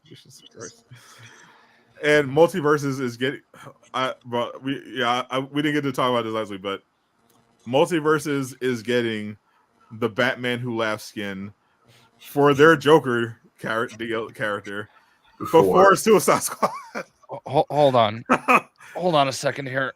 Shut the fuck up. I know what you're gonna say. I know exactly what you're gonna say. Hold on. Go ahead. Put your glasses on. Put your glasses up. Even though Batman Who Laughs is Bruce Wayne. I don't care.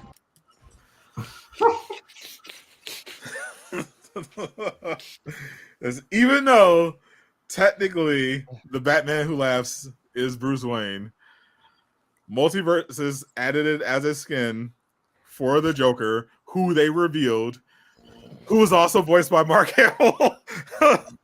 Wild. Who has the classic Joker Mark Hamill animated series look and outfit, and they're getting the Batman Who Laughs skin. Actually, I think legitimately Multiverses might launch with more Joker skins than the Joker has in Suicide Squad. I'm serious. Not wrong. Because in the Suicide Squad, the Joker has his base outfit. He's got his classic, and then he just has the team bullshit, like the homemade fit and the Wayne Tech. That's it. He has no comic book. He has no other comic books. He has nothing. He has no movie skins. He has nothing. I mean, the last time they put new skins in the game was April 4th. April 4th. It is May 17th. 6 weeks, like literally the whole season or half season. The original season timetable has passed since they've added a cosmetic to their store of their live service game. I don't get it. I just don't get it. I have so many great ideas. Might have lost Chrome. He said check the private chat. He'll be back. Oh, I got you. He shall return. I got you. I never look at that. I'm stupid. I'm a professional broadcaster. I'll be honest with you. My webcam blocks the notification there. So anyway, sounds like a skill issue, but continue. Yeah, I just don't get. I don't understand. And I've been thinking about it a little bit. I didn't want to say anything, but like, it almost makes me wonder if maybe they're not throwing stuff like that up there because they don't want to sell stuff and then have it go away. I think I'm picking up what you're putting down, Mr. Shockblast. I don't know anything. Like, all right, hold on, let me back it up. I don't know anything. Couldn't see my hand motions. Like, this is pure speculation, right? And I don't want it to be true, right? But like, I legitimately don't understand how a live service game can go 6 weeks like without a new cosmetic in the shop. That is unbelievable. I was thinking of what you were alluding to is that they don't want to you're saying potentially they might want to avoid a situation like with another live service superhero game where they released a skin bundle one day for $80 and then the next day announced the game was shutting down and all cosmetics are going to be free in the final update. Yeah. So they might want to avoid that potential scenario. Yeah. I don't get it. That's the only thing I can think of. Like, legitimately, I can't, like, because I feel like this is wild to think, but yeah, like if you think about it logically, there can't be that many explanations. Either they're not putting out cosmetics because they're leading to a shutdown, or they ran out of money and they just can't. I just don't understand how they didn't have more prepared. That which goes to like maybe development behind the scenes was so bad that, you know, they were trying to get this out without any more delays, that they had to prioritize getting a functional game working, and rather than, I guess, populate the cosmetics. It's terrible project management. Absolutely. Like, obviously, if you're making a live service game and you design the monetization method entirely around cosmetics for the most part, except for, you know, the surprise $10 Joker pass, like, you gotta prioritize cosmetics. You gotta have a bunch, you know, ready and prepared to get out there, especially high priority stuff that you know has a high probability of selling. Like, that's just common sense and basic business practice. Like, especially since, you know, you've had the blueprint, like, you've seen Avengers. Obviously, you've seen Avengers. Like, you intentionally made design choices to improve on what Avengers did. So to not do the obvious thing that Avengers did to prolong their runtime and go hard on the cosmetics makes no sense. Yeah, I agree. And this is, and you know, it's serious because Jay basically sits on the board at Warner Brothers, and he doesn't know any, I have not heard a single explanation from anyone about what the fuck is going on with the cosmetics. Like, I asked Miller, he usually knows everything. You know, he's got his sources, he's got his leaks in there. He doesn't know what's going on. He has no idea what's happening. Yeah, man. I don't know what to say. I just it's baffling. It's a baffling move. I don't know how you can sustain a game that way. You can't. Don't. Literally. And also, what the hell was up with today? Like, they dropped this. I mean, I'm glad they did it because it made Hyrule look like a fool, like a total dipshit, complete asshole. Holy shit, what a dipshit! Fuck that guy. Anyway, no, we love Hyrule, but yeah, they dropped the blog, and because this week I was like, oh, obviously this week they're definitely got to do the release date because the May is almost over. So I was like, obviously they got to do a release date for episode 2, and then the blog drops and there's no release date, and people are like, what the fuck? Because they even say in the blog the episode 2 is coming soon. I'm like, well, if it's coming soon, why wouldn't you just put the release date in the blog? So then when that happened, like, I think a couple hours went by and people started saying, oh man, what's going on? I can't believe we're still don't get a release date. And they just randomly tweet a release date like a couple hours later, outside of, like, why is that a separate announcement? Yeah. Why wouldn't you put that in the blog? The first thing. Like, I don't know what's going on. Like, I think there's a non-zero chance that episode 2 might be the last update. I don't know how we get to Deathstroke. If they're not going to do any cosmetics from now until Deathstroke, they're not getting the Deathstroke. It's just not happening. Like, they WB is not going to pay for that. I mean, they already made it very clear that this quarter did not meet their projections. You know, they made that very clear on 3 different occasions, and it keeps getting circulated like it's new. So we know we don't know how much money the game made, but we know that it wasn't enough to keep the execs happy. So, and I think that kind of gets lost in the sauce because of they kept people keep mentioning the Harry Potterness. Yeah, how Harry Potter made X amount of money, and it's like, oh yeah, well, that's, you know, it's impossible to kind of meet that number. Yeah, but still, it's like, hey, it's right there in the details. It's not that it's not making as much as Harry Potter. It's not making much at all. Like, it's just not meeting expectations at all, and that's crazy. I mean, but also begs the question: what were the expectations? Because they refuse to disclose the actual numbers. Mm-hmm. Like, we can if you play some detective and look at the sales from other games that have published their data, we can estimate that Suicide Squad between those sales of those other games, where it ranked on the charts, how some of the player numbers from the leaderboards that we saw, we can estimate Suicide Squad sold at least 2 million units, which obviously nowhere close to Hogwarts Legacy's 18 million, but also not exactly where you want to be for a live service game. Thor. But it was also a Suicide Squad game. So I never really had those expectations. Anyway, I thought best case scenario, absolute best case, the game bangs and they move 5 million units and they manage to keep a steady player base of like 1 to 2 million a day. Like that's what you want for a that's the way a live service game is supposed to run. Like people are too often look at games, look at the sales. Like you have to look at the context.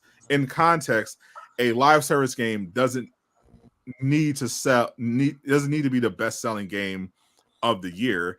It needs to sell a reasonable amount, and then it needs to keep those players. Like NBA 2K sold 9 million, and it has 2 million daily players.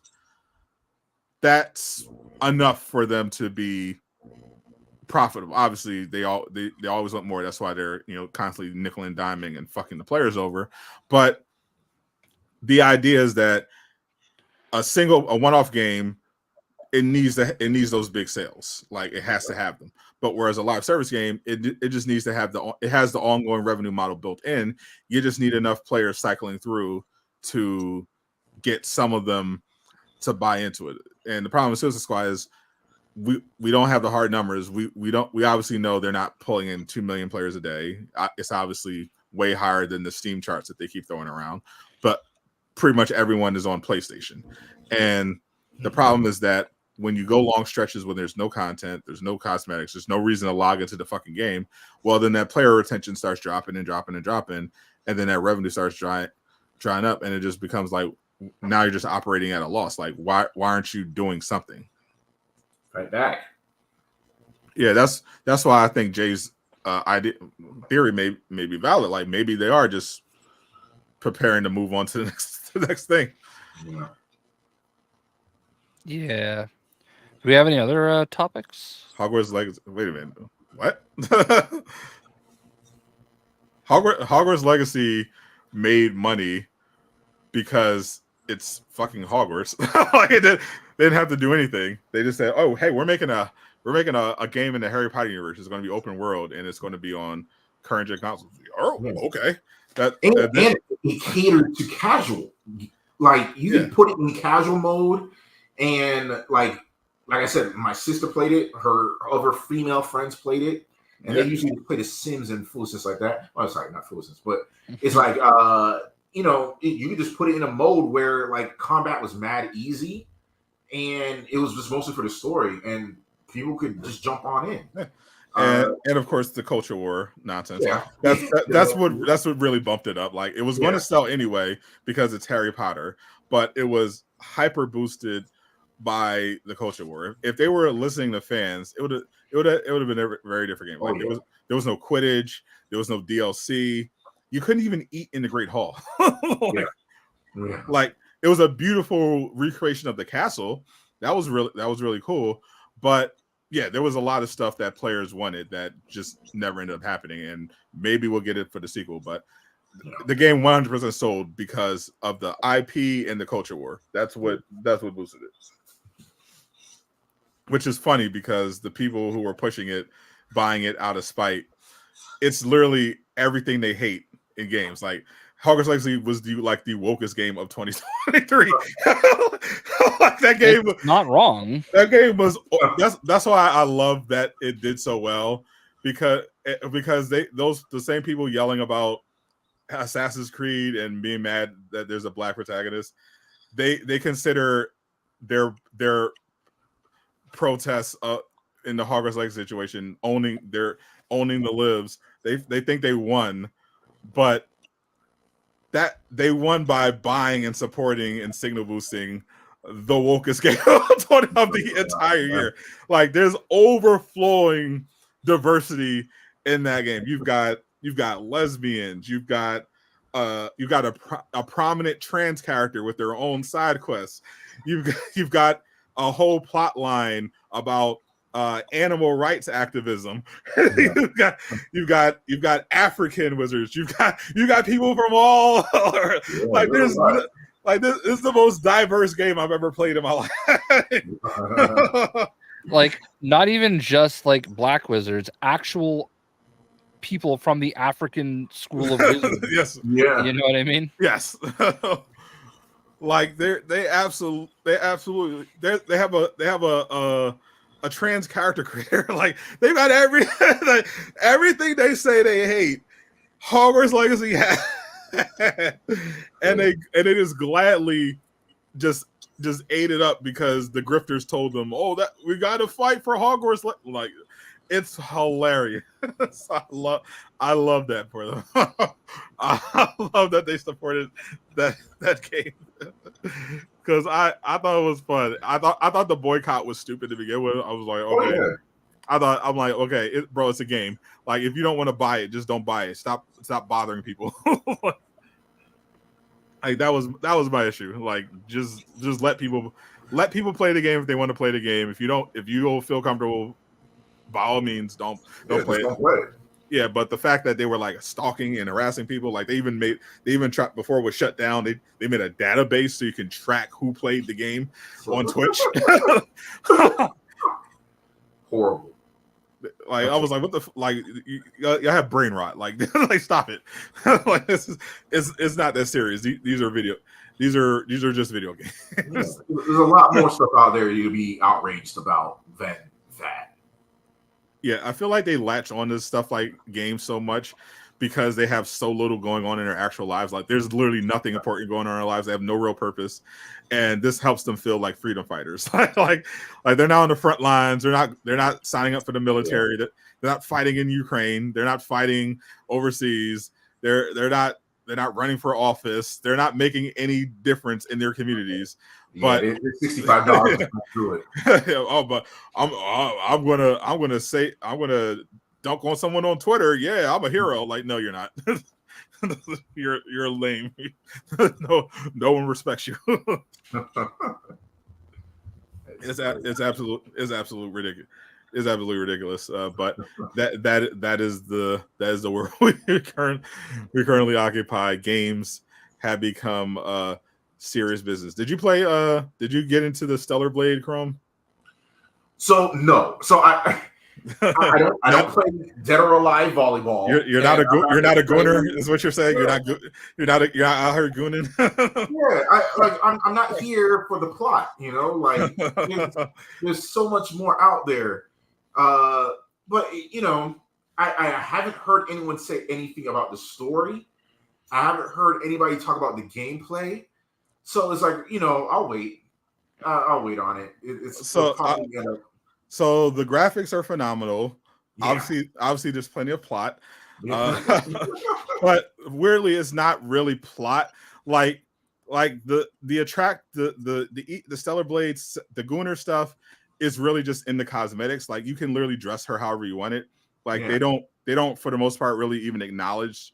Like you have like one NPC who like hits on Eve, but for the most part, Eve doesn't act like she doesn't act like Bayonetta. Like she doesn't play up her section there. She doesn't act or behave in any sexual manner whatsoever. It's literally just the outfits and the physics that you can play around with. But for the most part, you can adjust the physics too. No, it's just the fit. Like you can mess around. I mean, you can change their hair length. That's one. Okay, all right. I thought it was like on DOA volleyball level where you can choose the level of bounciness. No, it's not that. They're not that bad with the gooning. No, it's most. This is code talk, people. Yeah, it's not that. It's not that bad. It's really just down to the outfits. Like if you want, you can basically make her run around naked almost. But if you just want to, have a normal experience and you're not ashamed of someone walking in on you, she has plenty of cool outfits to choose from, and the story doesn't lean into it really at all. Like it's just a straightforward very, very derivative story. It's basically near, but the best part about the game is the combat, like the graphics and the combat. The combat is really good, and it has a great new game plus. But the story, nothing to write home about. The acting, except for like Lily, one character, is not very good. But there is a demo. There's a demo you can play for free if you want to, get your little feet wet. The feet. Only your feet. Only your feet. Yeah, I was gonna say something about Jay dog whistling, but I let it slide. Listen, let me tell you some of the code talk I've learned from Chrome over the years. Some of it I can't repeat, like no something. Oh yeah. Now we're saying no Diddy, so that works. Okay, no there Diddy, we go. No Diddy. That's the new one. Yeah. Mollywop, that's definitely one I picked up from Chrome. And the Okie Doke. That's a throwback. The Okie Doke. Those are two I've definitely learned over the year. But yeah, no Diddy indeed. Jesus Christ. Like that dude, we're never gonna see that dude again. Holy fuck. I hope if there's any justice in this world, he'll be buried under the jail. Yeah. What's scary is another video leaked out while we were in the call. Oh no. Yeah, real sad stuff. I hate it. I hate it. Yeah, I couldn't even finish the first league. I'm like, I don't need to and I know you saw my tweet. It was just like, we get it, guys. You don't have to quote tweet it. Like, we see it. Yeah. Just talk. If you want to talk about it, I get it, but like, we see it. Yeah. I'd rather not see that on my timeline. Right. I'm telling you, this week my timeline has been the worst. I don't know if you've seen Gasoline Pump Guy. Oh, thank God. No. Oh God. Okay. Don't even look it up. All right. Okay. I will not. Then this morning it was a guy that jumped out of a window naked and tried to run across an LA street naked, and he got hit by a car. Looked like he must have been sleeping with someone and got caught. And then, anyway, so that was trending. And then, there's just all these weird stuff. I was like, yo, I can't open up Twitter. Yeah, your timeline anymore. My timeline is just like my timeline is people arguing about Assassin's Creed Shadows and Drake memes. And it's always a horrible mix. I also got wrestling stuff like Bianca Belair. Is she pregnant? Or like just random stuff like that. Like I'm like, the algorithm might be cooked. My dude Cornell, he was not having that. Did you watch Love in WWE? Yes, yeah, I watched it. Did you see the guy that like him and his wife went over to their house and they were talking about it and everything? Yeah. That's Cornell Gunther. From 2K. Yeah. So like he was shutting down all that talk all day because he is legit their friend. That dude's awesome. He's a good guy. But I saw a little bit of that, and he was fighting the fight for them today. I don't know what's up there. I'll tell you, they see one little thing and just latch on. I'm like, wow. It's funny. Like the algorithms are weird, man. Like my Facebook algorithm right now is so weird. It's nothing but like Japanese street vendors and like them cooking their food, or people mowing lawns and like transforming, like finding like derelict places and saying, "Hey, I'm just gonna cut their yard for free." Yeah. I follow that guy. Or there's another one that's like been popping up in my feed that like I watched one video. Power washing. Yeah. Oh God. Like I watched like one video on accident, and now like I can't get this stuff out of my feed. I think YouTube to me still has like the best algorithm for that sort of stuff. My Twitter is just absolutely cooked. It's so random. Like, fortunately, mine is much more wholesome than Chrome. Yeah. Than Chrome's obviously besides the death threats and racial slurs directed directly at me, but that's not the algorithm. That's the incels. But the only other big thing was like Marvel rival code begging like that. So, The other one that's the whole that I'm thing. getting is like one bedroom apartments in New York City. What you can get, like why am I getting this? That's so random. Yeah, I get the most random thing I got into was I went on a brief YouTube spiral where, for whatever reason, they just randomly showed me a video of this guy cleaning out the hooves of a horse. Like they were just cleaning, doing the maintenance on the hooves, and it's oddly satisfying, watching him, like, because it gets really dirty and messed up under there. So he's cleaning the hooves, and it just ended up just going on like a week binge of just different, and it was getting their hooves clean. They also ASMR too. Yeah, it's very ASMR. I think that's part of the appeal. But but the thing is, I would sometimes watch like half of them at least without any sound at all. Like, it was just oddly satisfying to look at. Like I guess because you're imagining, like, because we've had foot pain or something stuck in our foot. Like, imagine that times 100. Like, you just imagine the relief you would feel if it was like removed and cleaned off. It just for some reason just and does a horse like react? Like, does the horse like neighing and all that? Like no, like it'd be like a horse or a cow, and they just be like perfectly still and chill, and just letting the guy just do his thing and clean it out. And you can just tell the relief, while they were working on it. It's just, I think it's a similar phenomenon to like remember Dr. Pimple Popper, that sort of thing.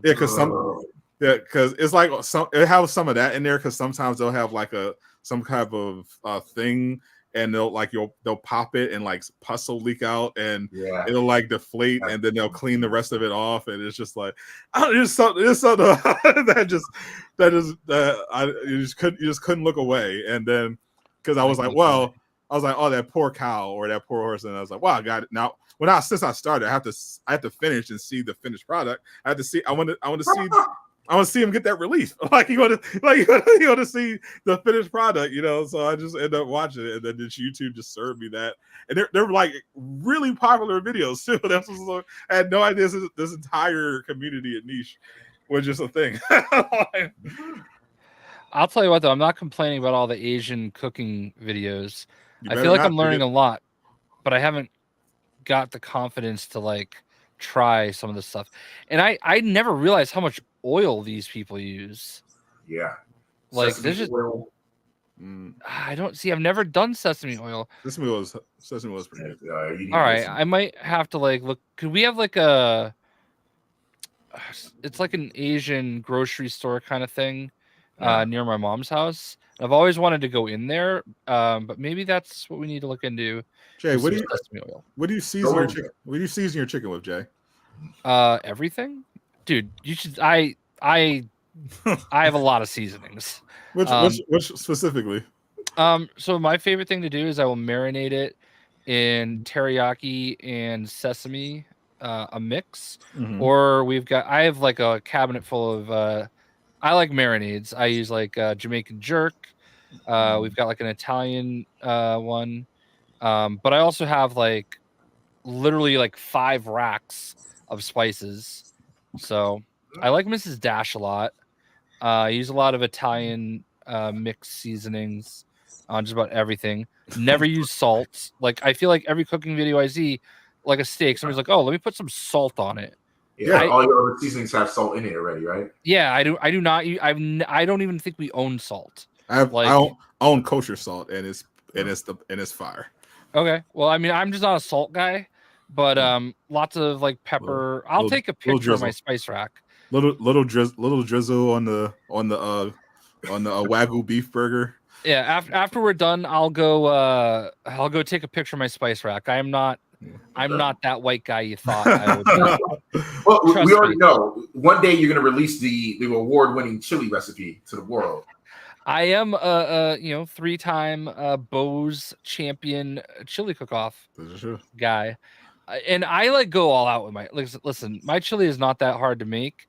It's just expensive to make because like a lot of people make like saucy chilies where there's just like not it's more like tomato based than it is like meat and veggie based. I go all out. Like I pack it with peppers and onions, and I always use like 3 or 4 different meats, and I slow cook the meat for like a whole day before I actually mix it in with the chili. I always use, obviously, your regular hamburger. Then you got to mix in a little bit of spicy Italian sausage. And then I'll usually put something in, like for competitions anyway. I'll put something in that looks crazy, like veal or chorizo or something. Just because when they look at the ingredient list, they're gonna be like, "Oh, there's veal," But I'll put like one little package of it in there. But my favorite thing to do is I'll get some steaks and I'll chop them up a bit, and I'll just let them slow cook, for a long time, so that they fall apart. So there's actually steak in the chili, and then it's just a matter of having lots of ingredients in there. Why don't you have your own cooking channel, Jay? Yeah, cooking with Jay. I cook like the same 10 things. That's the thing. Probably once a week, we're gonna have some scrambled eggs with some sausage, because that's nice and easy to do. But they come out really good. Evergreen content, Jay. Evergreen content. Yeah.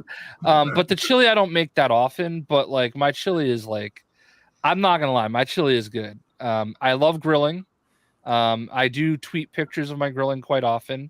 But yeah, you're missing out, Jay. Cooking channel, I'm telling you. I have lots of spice, but that's the thing. I'm not confident enough. I try some things here and there. Our grill over the winter, something got clogged up and it wasn't starting, and we cleaned it. Now it's working fine again. So that, I will grill in the snow. I don't care. But I had to cook other ways, so it was a little interesting to figure that all out. This all sounds like content to me. Yeah, I love cutting up broccoli. You throw a bunch of butter over it, sprinkle some Parmesan cheese all over it, wrap it in the tin foil, throw it in the oven at about 425 for about 30 minutes. Amazing. Make sure you're writing this down, chat. This is a world champion, unlike the Celtics and the Jason Tatum era. I mean, well, all right, you had to clarify that because we know that 17 banners. Yeah, but how long are you gonna live in the past, Jay? what have you done lately? I mean, anything is possible. Anything is possible. How many years ago was that one? Longer than I would like to admit. God, let me see if I can find that picture. Anything is possible. Now, the main reason I brought Krome on here is because he also hates the Boston Celtics. And as a bonus, he's a Heat fan. Yeah, a real Heat fan though. I am a real Heat fan as well. Shut your mouth. Sad that Jimmy wasn't here to send Boston home again. Yeah, he would have done it. 100%. Yeah, I don't know about that. But now I don't know. Do you think they're gonna? Do you think they'd actually trade Jimmy? I don't think they'll trade Jimmy. I think Jimmy is the heart and soul of the team. I do think they should restructure the starting lineup a bit. I think Haslam said it that Tyler Hero should come up on the sixth man, the second wave. 100%. Because as a sixth man, I think he's unstoppable. Coming up against other bench players, I don't think there's many people can touch him off the bench. Oh, sure. He definitely very much kind of fills that Jordan Poole position. Yeah. Where that's kind of where he can thrive, because that starting lineup, the backcourt really Jaime Jaquez is obviously a baller, great to have him, but yeah, that backcourt, they really, apart from health, they really get killed on size and in that consistent backcourt. They're relying on Kyle Lowry. They had Gabe Vincent, who played out of his mind for that one playoff run, but they really have not. Yeah, that's really asking for a lot. But Jaime Yeah. Jaquez, I think he could be a point guard potentially for the future. But they don't have a great two guard. There it is right Oh my there. god, who is that? Jay without a hat with my chili championship. Three times. Champ. Yeah, there it is. How long ago was that? 2014. It looks like 2035. Like you look old. Why do you look older? Older in that picture? There's no gray. You look older. Because I don't have a hat on. The hat takes off like 5 years. Yeah, you look like you remind me of the dad from Young Sheldon. You want to see something wild? He's a youngster too, by the way. What was that? The dad from Young Sheldon. Oh, I don't mean to give away governmentals or anything, but like the number one comment is Krome. Man, how is this possible? You need to take your talents to Miami. I want to try to chill it, man. 3 times in a row. Come on, man. Yeah. I mean, you can't knock it. At least Boston won something there. Well, we didn't win the hockey game tonight, unfortunately, so our season's over. Mm. And there's going to be a game 7 in the other series. Oh, well, I'm all about the game 7s, man. Denver got fucking cooked the other night. Oh yeah, they did. Holy. Yeah. I remember one year, Krome, you were at E3 when the Lakers won the title. Whew. Right. That was so crazy. I barely had any money, but the day of that finals game, I bought a Paul Gasol jersey. I was like, just in case, never know what might happen, right? And that night they won, and everyone just erupted into the streets and like jumping on the flagpoles. And I'm just like, man, this is crazy. Wait, we're on Figueroa. We're about to get shot.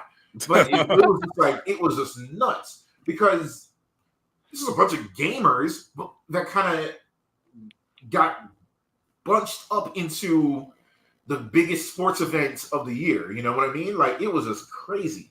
Yeah, that sounds, especially since it's LA. Holy. I'm actually staying at a hotel right across from there for Summer Game Fest. A similar thing happened to me, actually. I happened to be out partying with my friends. We were on the subway, and we just so happened to be out on the night that the Phillies won the World Series. So you can imagine how that night turned out. Looked like the Warriors. Yeah, that was an insane. I was like, holy shit. Because I was not following baseball at all at the time. And I found out that night that they won the World Series, that they were in the World Series, and that they won. I was like, oh shit. Yeah. You talk about a city that goes crazy. Philly. Yeah. Philly. I saw how Philly did with WrestleMania, and I was like, okay, I guess Philly can be considered a sports town. We'll see. It's definitely a sports town. I mean, I hate the fans, but I gotta represent. Like I hate Phil. I hate and love Philly at the same time. Like they're definitely fans over here. They're extremely toxic, but they are definitely fans. 100%. Like they ride. They're not they're not Hollywood. Like if there was one thing I'd knock Miami for is that they have a little their fans are a little too cool. Yes, for my liking. Yeah, like you go to a Heat game and people would leave like in the beginning of the fourth quarter just to beat traffic, and I hate that. Okay. I hate it. I remember they used to show up late, and like there would be like a bunch of empty seats. Yeah, and these would be like big game. Like I'm like, bro, because Miami attracts like that crowd that's like, oh, you got a lot of influencers and business people, and like they just want to be seen. They don't really give a fuck. They're not really sports fans. Like, so I love the team, the organization. The fans suck. Yeah. Fucking terrible. Mm-hmm. Well, one of my favorite players of all time is a Heat legend, Alonzo Mourning. Damn right. I started following the Heat during the Vashawn Leonard, Zoe Hardaway, Mashburn era. Yeah, that's the best one. I had a friend. His mom is still the executive assistant to Pat Riley. Oh. So we used to go to Heat games for free all the time. I met Pat Riley, his son, Tim Hardaway, Alonzo Mourning, Alonzo's daughter. It was just nothing at that point. But yeah, I think once they left the Miami Arena and they went over to American Airlines, which I don't even remember what it's called now, the new arena. Is that in Sunrise? It was called it was like crypto something, or it wasn't crypto, but it was something foolish. And but money is money. Yeah. But I don't turn into a big basketball fan until after the All-Star game, because I don't think anything matters before the All-Star game. Yeah. Yeah, the NCAA tournament was pretty cool. At least I didn't care.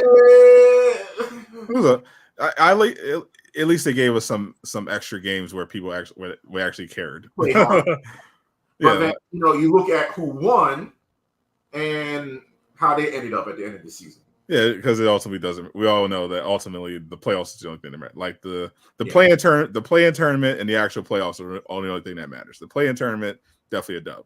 Like I love how they set that up. I enjoy it. That one succeeded in adding legitimate stakes and I think it made the playoff seeding more fair, because that's when all right, who's what.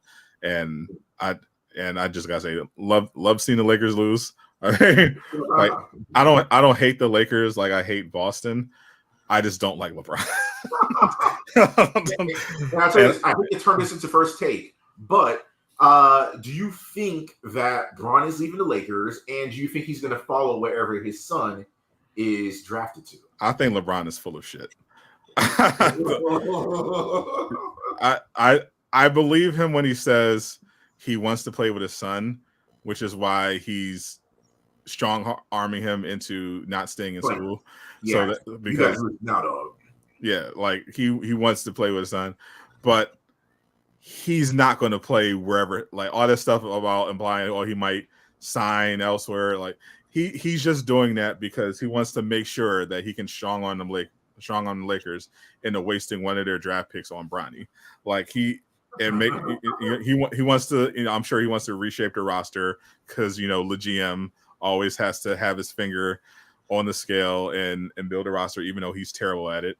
So he just wants to make sure they understand their place. Like what he say goes. He has to pick his new coach. Looks like he's eyeing JJ Redick. Yep. He has to make sure that they draft Bronny, and probably going to make them trade D'Angelo Russell.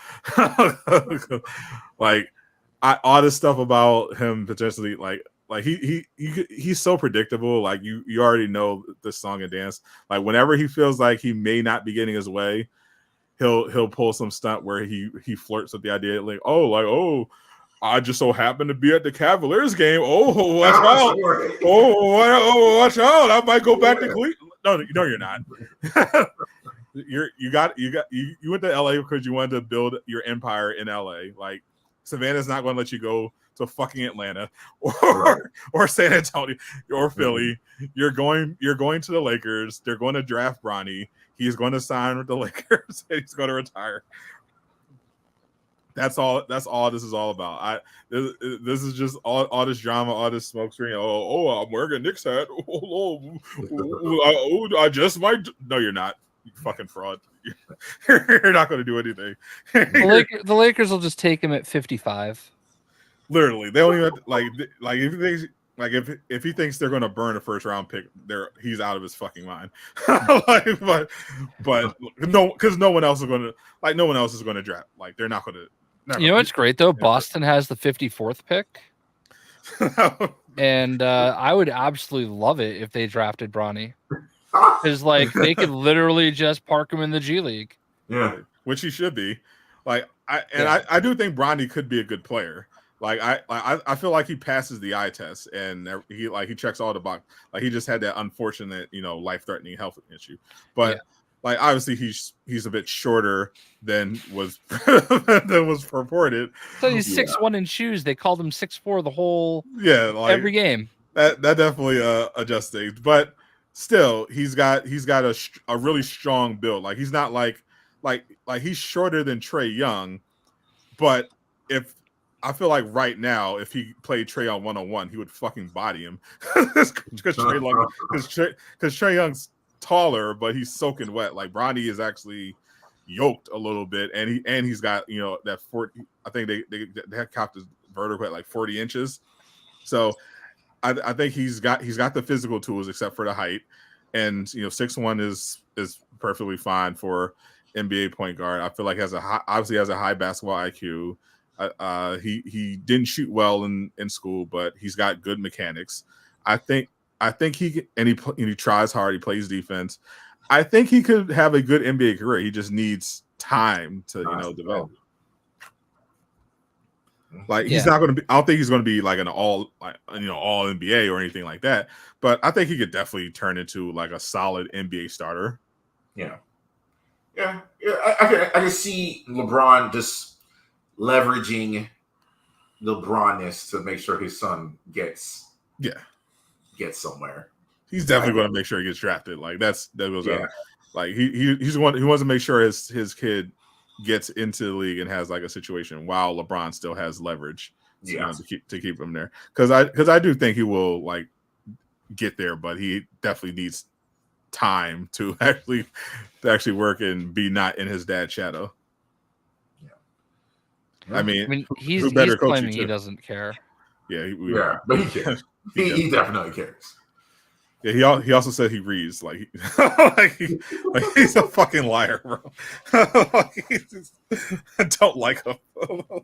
Ron lies so much, man. I'll never forget. I was at work and he's like, "Yeah, hey guys, I'm not leaving Miami.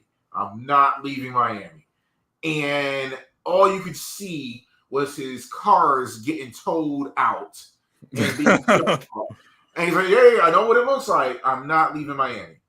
And then here comes the movers. I'm like, "Yo, come on, man. What are you doing? Like, you live in Miami where there's cameras everywhere. There's people everywhere. We know where you live. We can see what's going on." He's literally. And he's like, "Okay, you know what? I got to get out of here. Sorry. For my family." Yeah, okay. Yeah. Like he planned it all. Like he's so phony. Like the highlight for me, the moment that I started hating LeBron was when it was when Stephon Marbury was still in the NBA. And I literally will never forget this. Like it was when Marbury had rolled out his sneaker line, the Starberries. Yeah. Which I got a couple of pairs of, like, and because I'm ready to put them on eBay. Yeah, great basketball shoes. But I remember people were talking about it because at the time it was a big deal. Like Marbury was still a really good player. He had, but instead of taking this big deal where he would sell $300 sneakers with Nike, he was like let me partner with Stephen Barry, work to get high quality affordable stuff to the kids that follow me instead of trying to get them to pay $200-$300 just for my basketball shoes. I thought, you know what, the shoes are cool and that's a great cause. It's a great idea. I wish more athletes would consider that. That was a great idea. So they asked LeBron about it, and like now what a normal person would do would just say, "Oh yeah, and this is good, great for Marbury, a very talented player. The kids are very important. And I'm happy for what he's doing." But what LeBron said when they were asked about what Marbury's did with his sneakers, he said, "Well, I wouldn't do anything like that because we at Nike have a much higher standard." I'm like, "Fuck you, come on, fuck you." Oh, what an absolute asshole! Fuck you. Like I was out on LeBron right that moment. I was out on LeBron from the start. Jay was ahead of his time. He clocked LeBron. Like I was a fan like in the beginning. Like I thought I was in the hype. Like, oh man, what a great player, what a talented player. But since he started talking, I'm like, oh boy. Oh no. Yeah. What was it? He tweeted something asking for like when is the next episode of something on? And people were like, motherfucker, like this is Twitter, not Google. Like it's like okay, we get it. You want to be Was it? It was X-Men, yeah. Yeah, it's like okay, we get it. You want to be part of it, but like yeah, that's literally he was not. He knew exactly when it came on. Mm-hmm. He just wanted people to know. Oh, LeBron's watching. Shut the fuck up. God, I hate him, bro. He's awful. I hate LeBron.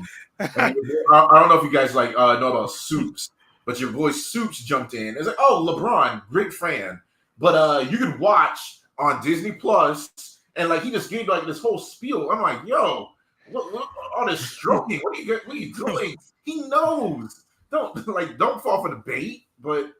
You know, people do anything for the attention these days. So like, oh god, like I think I hate LeBron as much as I hate Boston.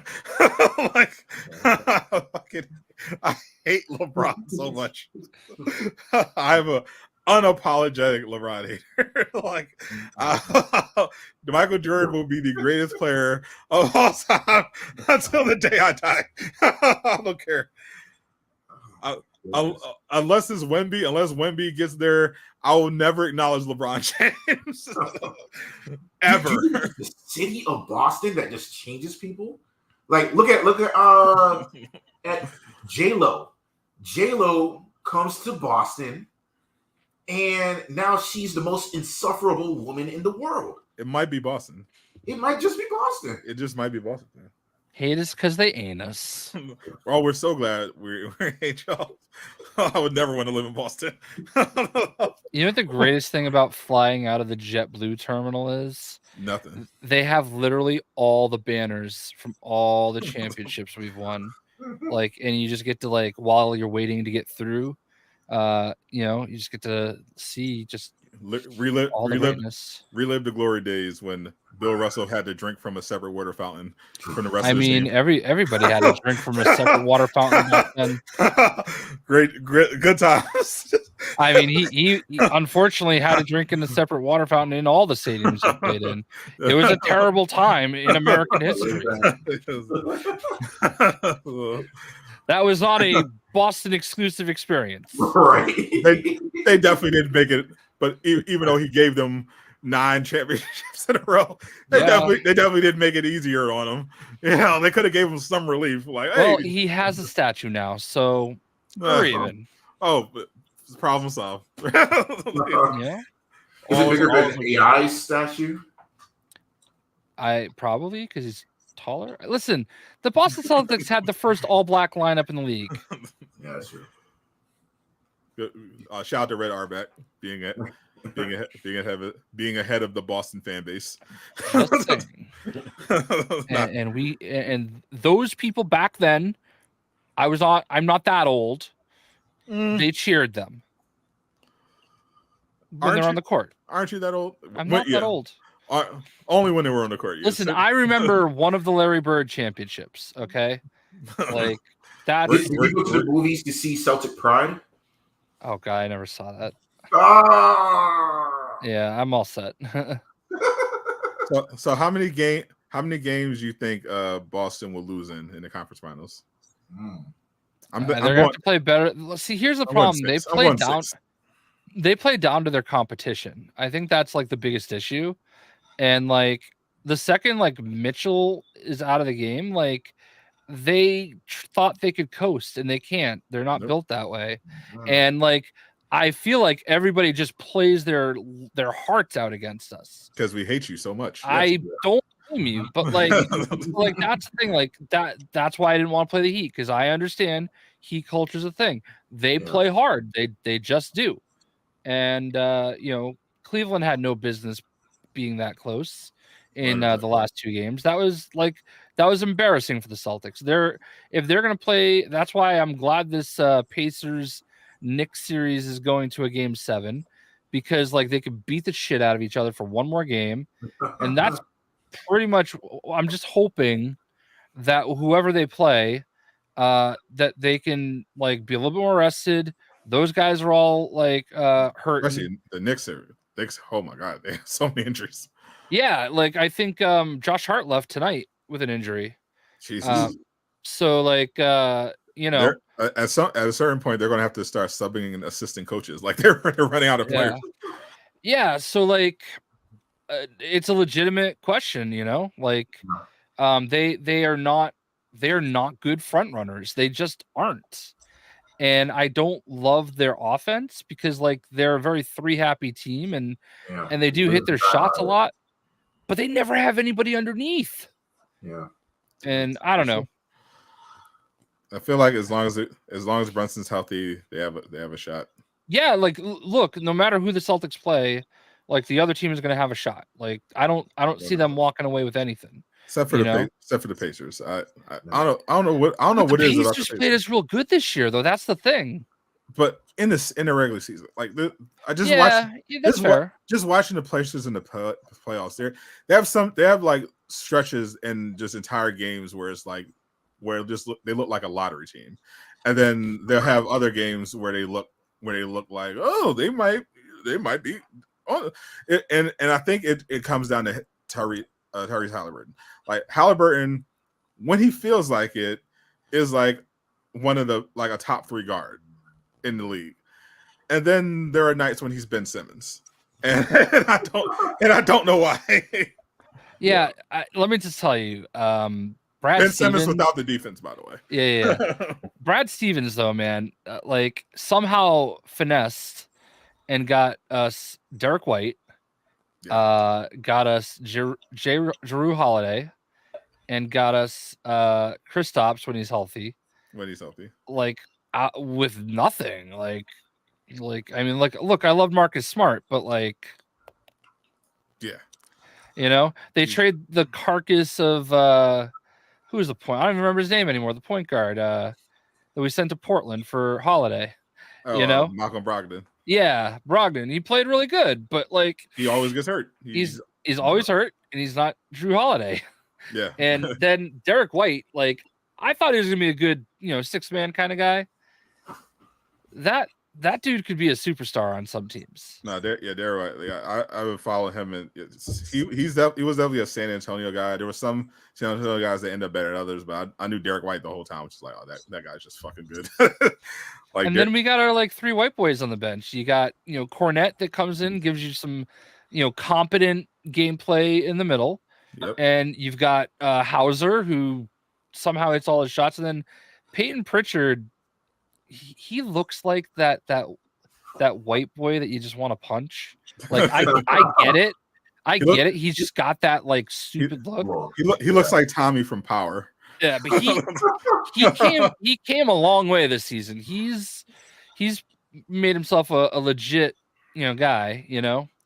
So I don't know, man. Like I feel like this team should be the favorite to win the title, but I also can see them getting rolled by the Nuggets, who we never seem to play well against. I don't see any team in the East right now in contention beating anyone in the West. And we would smoke Dallas. Would you? Yes, we smoked them all. Like we crushed them this year. Plus, there's the Kyrie factor. Like we hate Kyrie. Like, and by we I mean like the actual players on the team. Yeah, I don't think Dallas will make it anyway. I think it's between Minnesota and the Nuggets. Whoever wins that series, I think is going to the finals. Yeah, I mean, I think that's a pretty safe bet. And the Timberwolves look like they legitimate. They look like the best team in the league on some nights, and I feel like they would have beaten the Nuggets by now. Actually, if the coach wasn't being a fucking idiot randomly. Like they figured out a strategy to stop or at least slow down the offense and take Jokic out of it. And it was a simple strategy. You put Towns on him, you put Gobert on Aaron Gordon, and you let Gobert roam. Denver had no answer to that. Every time they go to it, Joker stops being aggressive, and they force the rest of the team to go to work. And the dirty little secret about the Nuggets is that if you don't have Jokic going, Murray's not that consistent, and they don't have anyone else that can create shots. Like Porter, you can serve it up to Porter. Like he's mainly still a catch and shoot guy. Like he'll catch. Most he'll do if you close out on him, either he'll shoot it over you or he'll do one dribble step back. Like he doesn't have a bag. He's a very simple guy.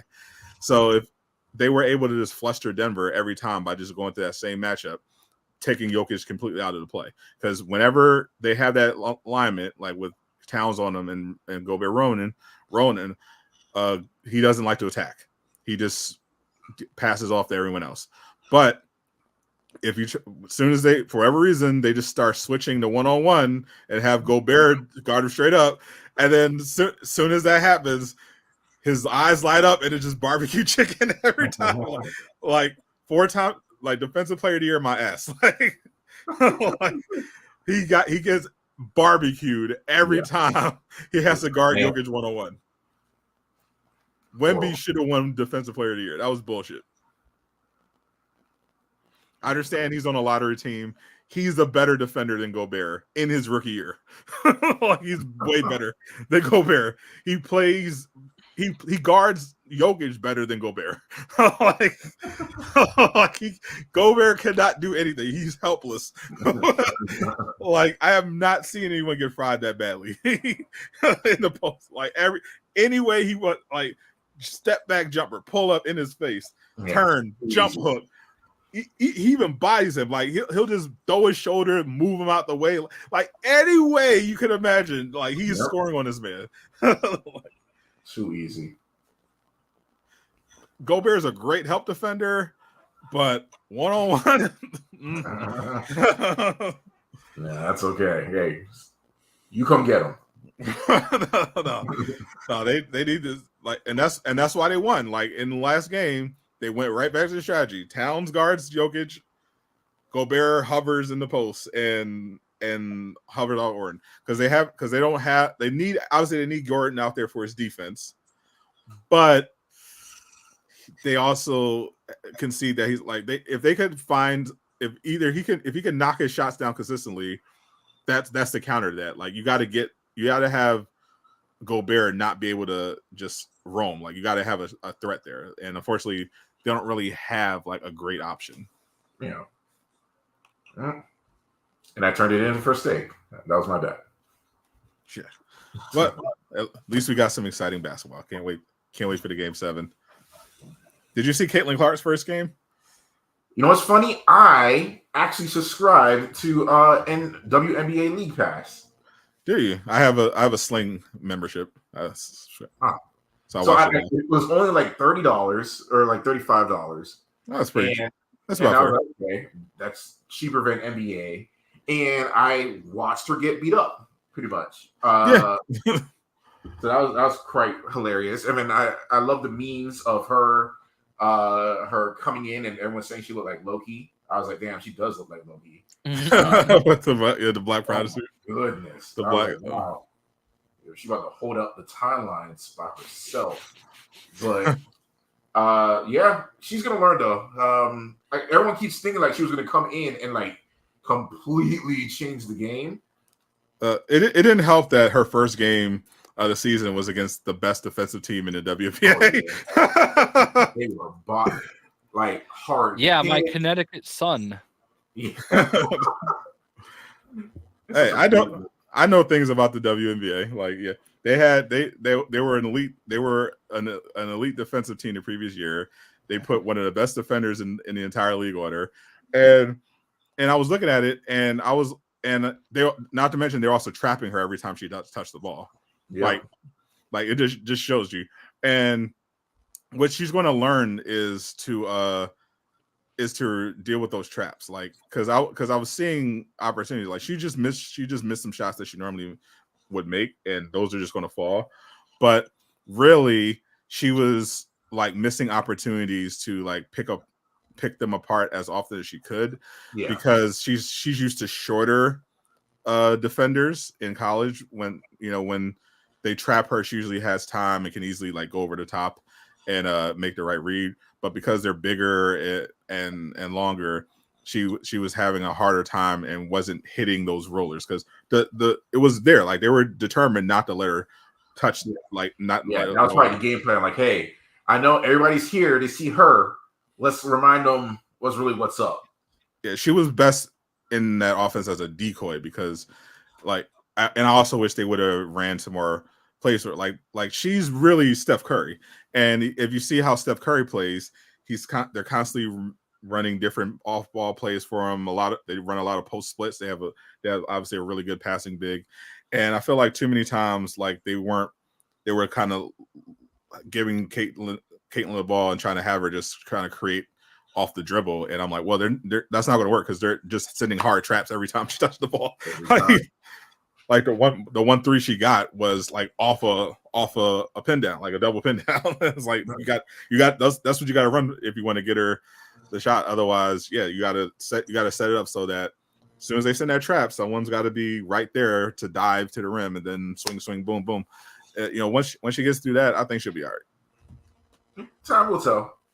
And I already spent the money, so it's only $30. Yeah. What else are we going to use that on? Suicide Squad skins? Right. It's only $30. So I think on that note we can get out here. I think this is a great first showing. Great to have you here, Krome. Jay has to get his union mandated bathroom break. Yeah, I actually like at one point I just texted because when Thorke was over here, that was his dude. Get me the fuck out of here. Look, so I texted my brother. And I'm like, can you call him up there? Like he won't go. Like you would think he's smart enough to say if I said where's Eric, he would just go up there, but he's not. Not at like all. He will not go anywhere. Oh, so poor boy. But yeah, I'm actually fine somehow. Great. But yeah, this was a fun one. Like, it was another successful show. Love it. I love my worlds colliding. Love it. Love having another Boston hater. Love having another Boston hater on the panel. So it's good. If you're free again, we'd love to have you back, Krome. We've been looking for that third chair to fill since Casual is committed to his lifelong pursuit of deep dish. So we've been life, I guess. Yeah. Love to have you on as the third chair. We'll be back next week. Hopefully, we haven't been banned. I'll check to make sure. But otherwise, we'll catch y'all next week. Maybe with some interesting. Maybe some stuff happening. We'll see. You might have a lot to talk about. Until then, I'm Sadot the Gamer. I'm Casual Avenger. No, you're not. Can't do it now. JayShockblast. And our special guest. You can find him on the Twitters at Google Krome. Yep, Krome with a K. Yeah, and I'm there. He is there. Go give him a follow. We are out of here. Zip it up and zip it out.